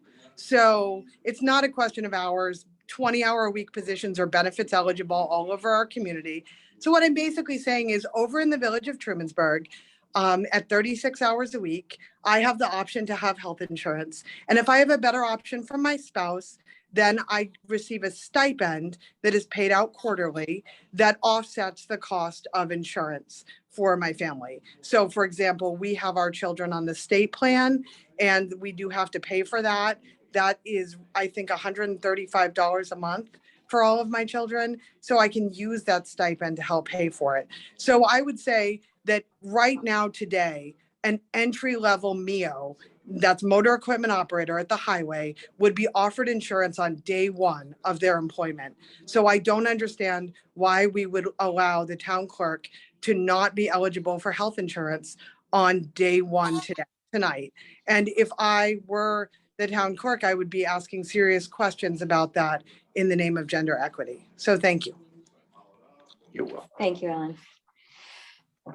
So yeah, I do think that a buyout would be helpful, not just for Mary, but for the highway too. And I do think that in February, we should really look at that as a policy change. But there's many policy changes that we need to make in our personnel policy. And so, like I said, Blixie and I will be reviewing that. And we will be asking the board to approve certain things, including that. And at that point, I think. So what was Blixie's opinion on this again? She, first of all, wanted to make sure that Mary would want that insurance, basically. And if it would be better for her to have other options. And second, making sure that we knew the price tag of $13,000 a year. And third is that we are about to revamp our personnel policy, so it might be beneficial to wait until we've decided what to do with that. The other thing is that the consortium is offering some other plans now. So we might want to, look into those options as possible. Like, we don't want to just sign up for health insurance and then a couple months later decide we want a totally different set of health insurance for everybody. So I'm hesitant to take any action and sign Mary up for any insurance or promise any insurance at this point when we are, like I said, on sifting sand with this decision. Well, what's the time frame on making a decision? If we were to table this, when would we take it up again? So I don't think we'll have time in our January meetings because we're really just full on our January meetings with, and also Blixie's going to be really full because she'll be getting ready for audits and everything like that for all the towns that she's doing. So I'm saying February is when Blixie and I will start the review of our personnel policy. And we're going to want to move through that pretty quickly. I don't want to give you a definite that will be ready by the February meeting, but I'd say that's the intention, is to really begin review of it after our January meetings are done. We can always do it retroactive to the first of the year. If we're going to give a stipend, there's nothing that prevents us from doing it back to the first of the year. So I don't see why we're in a rush if that's the issue. And it doesn't, to me, it didn't sound like Mary wanted our insurance over the Cornell insurance. So I think we should do this in a thoughtful way and take the time to go through it, because it's not just Mary. We want to look at it across the board. Maybe we talk about it again February 8th or 15th, whenever that next meeting would be. That's what I would say. Then I'll have a better understanding of what we're looking at with our healthcare platforms. Like, is the consortium offering a better plan that all of our employees should be looking at? Right. We should be looking at as a town. I will move to postpone this resolution until the February meeting, but I want it brought up then. Okay, I think that's a great idea. And if I can just, reiterate that I think it's really, I really appreciate this and I really appreciate you putting it forward. But Bob, the only changes that I would put in there is I would like to see the clerk's office offered insurance, but that buyout option. Or what, I don't like the term buyout option because you're not really, I don't know, whatever you want to call it. Stipend, yeah. Stipend would really benefit myself, so I would. Because Send then I your- could take advantage of it, right? Because then you either, right, if we want to offer to those positions, but then they can't utilize it. Send your proposed changes to the board, and when we consider it again in February, we can make the necessary amendments. And I'll also send this right to Blixie, so she has an idea of what we're talking about. And yeah, next time I talk to her. I would like a vote on the postponement, if Oh, that's yes. possible, okay? Yep. Somebody He moved, seconded? I'll second. seconded. Oh, Okay. she seconded. Any One was discussion? All right, will you call the vote on that? Okay, Councilperson Hinkle, Aye. Councilperson Lemke, Aye. Councilperson Lynch. Aye. Councilperson Ricks. Aye. Supervisor Redmond. Aye. Carried. Thank you for considering this, and this is not the final word on it. We will consider it again in February.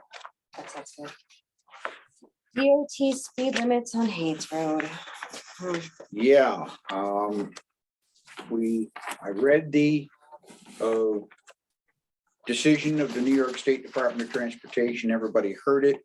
I cannot understand what they're thinking about, and I'm not going to try to put words into their mouth, but why, when Carmen Jacks got killed, a pedestrian walking across that road in August of 2018, does the state somehow say setting the speed limit at the prevailing free flow of 55 decreases conflicts, minimizes crashes, and makes it easier for vehicles and pedestrians to judge the speed of approaching vehicles? The neighborhood says Ms. Jacks died because a driver was going over that hill, that rise, that limited sight distance at Van Dorn and Hates, could not see Ms. Jacks and hit her. So what planet are they on? Okay, that's just my opinion. I'm not necessarily calling for any action tonight, but I'm saying that come January or whatever, maybe we need to consider some action that will address this. I agree. However, I don't know what that action is. I mean, I've been coming up against a brick wall largely in talking to the DOT, New York State DOT. It took me 2 years to even get a meeting with them to be able to get speed reductions on 79. They were not interested in the sidewalk at all. I've had, it's been difficult. The stoplight by the gas station would might even help. But then you have people that expect to stop but don't stop, and then there's a crash because of that. And the same thing over on that one on Hates Road. If you put a stop sign there, someone comes over the hill, they're not expecting a car there or whatever, then they blow through there. One thing I'm thinking about, and I sent this as an email to the board when I first got this DOT letter, is I'm not averse to drafting what I would call Carmen's Law, which is going to the state of New York and saying, why do you let the city of Ithaca reduce its city speed limits on all city streets, and you don't let towns like Enfield do it? You read the traffic law, it says that basically towns like Enfield are second-class citizens.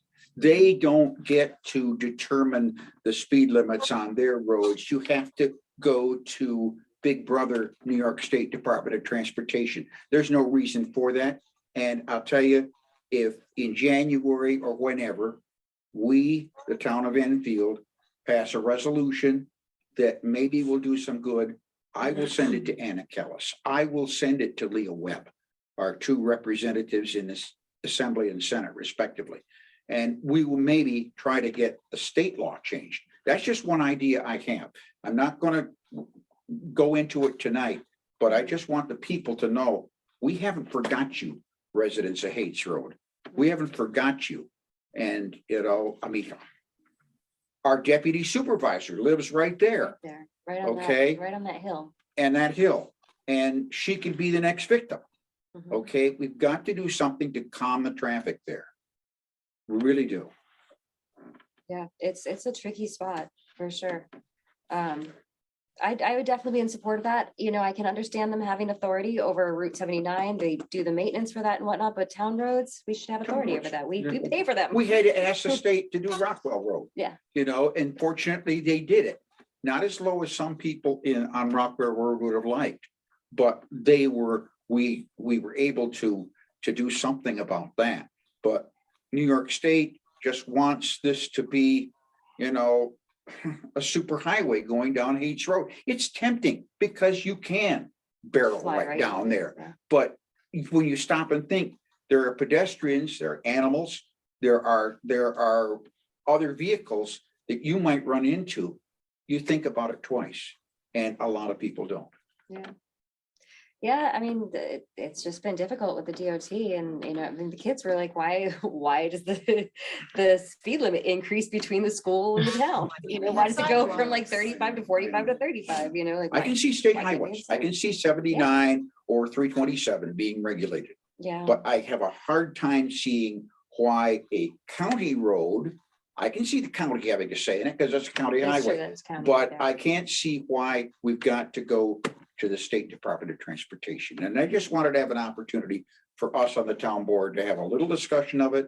We've got a long agenda tonight, but to just Hates Road residents and those nearby, we haven't forgotten you.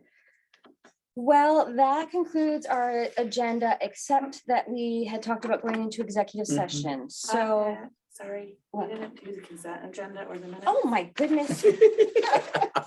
I skipped all ahead. There is also, Okay, she needs a bathroom break. Let's give it a minute. I'm so glad you're here tonight, because I'm like, wait, we're just gonna skip also, past the agenda. there is the TCOG report, which I've done in writing. It's filed with the clerk. I'm not going to bother reading it tonight. I skipped the Okay, TCOG thank you. report. My goodness. We had to bounce around. We you did, know. we bounced around a lot tonight. Don't worry about it. It's all in writing, and people want to see what we said, can read it. It's on file with the town clerk. Yeah, it's terribly scattered. And there is, by the way, I don't know if you saw this, Supervisor, there was a late minute message from Denny Hubble concerning Bank of Greene County and the fire engine. Did you see that? No, I didn't. This came on, this was the last minute. Oh. Oh, good. Commitment letter from the Bank of Greene County for the new fire engine. Mhm. That came through, that was through, I think, about 5:15 or so, it came through on time. Okay, so we need to hold the public hearing, all right? The town resolution. Oh, so I'll have to add that to our special meeting. They You need send that, it to they s- need that resolution to appoint them for I the think hearing we'll officer. move it on the special, put it on the special Okay. meeting for the morning of the hearing. You can relate to Councilperson Hinkle. This is something that we have to deal with on the 28th or 27th or whatever the date is we're meeting.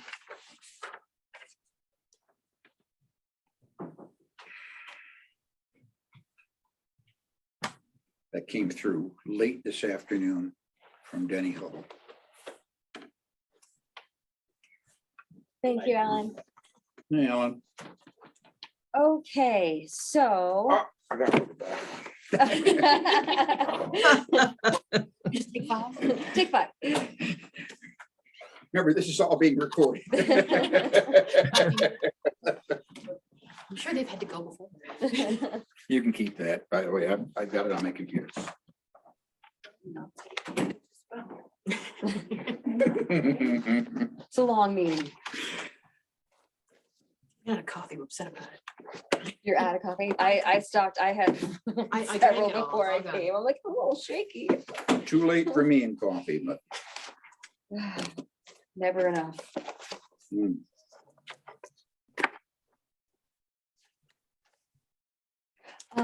I would like us to start a committee for did you hear that part? Committee for the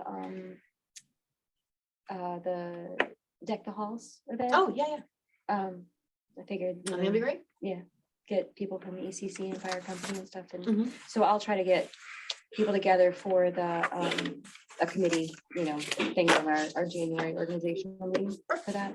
But if you have ideas for other people that would like to organize music or are good at that kind of thing. Choir practice, something. Yeah. What about Heather Benedict? She's an Enfield resident with kids and involved. Oh, she left. Okay. Oh, she left us. But I was thinking, family person with kids, so.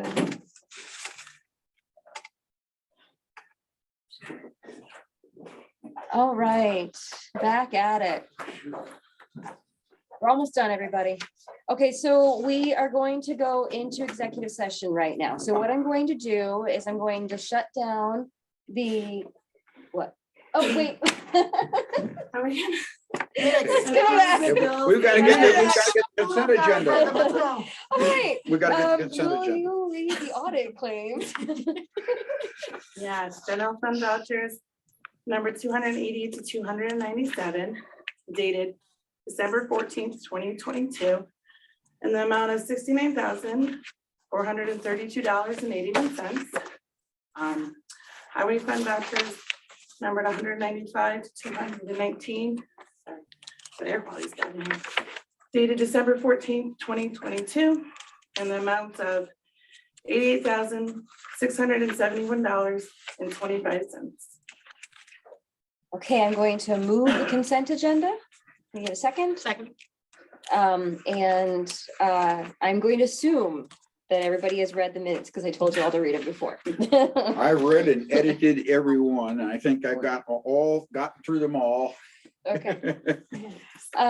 Any discussion on the consent agenda? Me too. Okay, Mary, you No. call the vote. Councilperson Hinkle. Aye. Councilperson Lemke. Aye. Councilperson Lynch. Aye. Councilperson Ritz. Yes, aye. Supervisor Redmond. Aye. Carried. Okay, did I miss anything else? Approve the minutes. I think we're good. Okay. And so Councilperson Hinkle knows because she was away from the TCOG report is in writing and it's in file with the town clerk and all the board members I got a read it copy in of it. the Okay. email Yeah. earlier too, so. Okay, so we are going to go into executive session. We will come back out of executive session to make any decisions or make any votes. The way we are going to do this is I'm going to shut off the video and the audio from our screen here. And then I'm going to get Jude on the phone to talk to us. That sounds good? And I think we have to have a reason. Yes, I had Explain. said that Okay, before. okay. I said that we were going into executive session to discuss a personnel issue and how it affects our liability insurance. And I would like to add to that questions of personnel regarding judicial succession to the office of town justice. Oh, okay. Because it involves various personnel names. Oh, okay. Yep, that's fine. Okay, so I am going to move that we go into executive session. Second. Any discussion? Mary, will you call the vote? Councilperson Hinkle. Aye. Councilperson Lemke. Aye. Councilperson Lynch. Aye. Councilperson Ritz. Aye. Supervisor Redmond. Aye. Carried.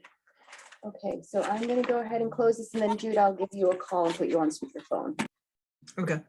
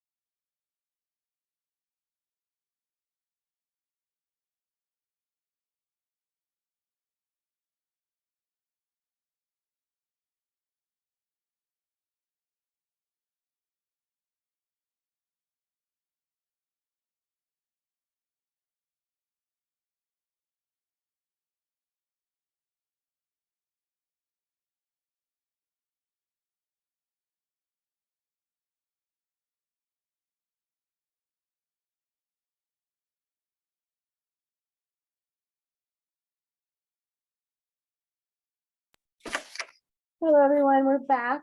Let me start up their video again. There we go. We're back from our executive session. Jude, do you want to go ahead? Yep. So I would like to make a motion that the town board deliver a letter to the fire company at the request of our insurance carrier designed to limit the town's potential liability. A second. Any discussion? Mary will call the vote. Councilperson Hinkle. Aye. Councilperson Lefty. Aye. Councilperson Lynch. Aye. Councilperson Rick. Aye. Supervisor Redmond. Aye. Carried. Okay, so that concludes our meeting. Let's go ahead and open for privilege of the floor again. If anyone would like to speak for privilege of the floor, please use the raise your hand button or the *9 button. Okay, any announcements? The only thing I would like to announce is, excuse me, that if anybody is passionate about any of the 3 major Enfield applications to the Tompkins County Community Recovery Fund, that of the Enfield Food Pantry, the Enfield Volunteer Fire Company, or the Enfield Community Council, speak your mind. Please attend, and if you have to attend virtually, you can. The Tompkins County Legislature meeting next Tuesday, the 20th of December, starts at 5:30 p.m. It's at the Legislature Chambers, which is commonly known as the old courthouse, now known as the Governor Clinton courthouse building, office building, which is adjacent to DeWitt Park downtown. If you can't attend and want to attend virtually, there is a meeting link that is available on the Tompkins County website under the County Legislature page. Your voice will perhaps make a difference. Thank you, Robert. Okay, Ellen, you have your hand up? You're muted. There we go. I do, and I would just like to address the board and say, I can't know what the executive session was about, but I can strongly advise the town board that they cannot possibly have the full context of issues within the fire company without the full board meeting with many different players within the fire company to understand the full context of issues within the fire company. And I would like to strongly recommend that if the fire company if the town board wants to limit town liability overall in the town, that they should immediately commence running background checks on every member of the town board, on every person employed by the town of Enfield, and every member of the Enfield Volunteer Fire Company. Because I believe that there are severe and pervasive gender issues at work in what issues are brought to the attention of the town board and what issues are not brought to the attention of the town board. And there is a blind eye turned to the behavior of men within our town, and an extreme microscope brought to bear on the behavior of women within our town. And that's ongoing and it's persistent. And I suggest it be remedied. And the best way to remedy it is immediately run background checks on every person being paid or volunteering for the town of Enfield. Thank you. Anyone else for privilege of the floor or announcements? I think she meant magnifying glass instead of a microscope. Okay, do we have a motion to adjourn? Motion to adjourn. Second. All right, thank you, everyone. Long Okay, thank meeting. everybody. Thank you. Thank you, people. 27. Thank you. Oh, Bob, don't get excited. You scared me, Bob, here for a minute. You got a little hot. Well, I appreciate it on? though. It's hard. You guys are still on the, you're still Oh, yep. on. Oh, we still Yeah, we're on? gonna end. Sorry about that. Yep, Bye, Jude. bye.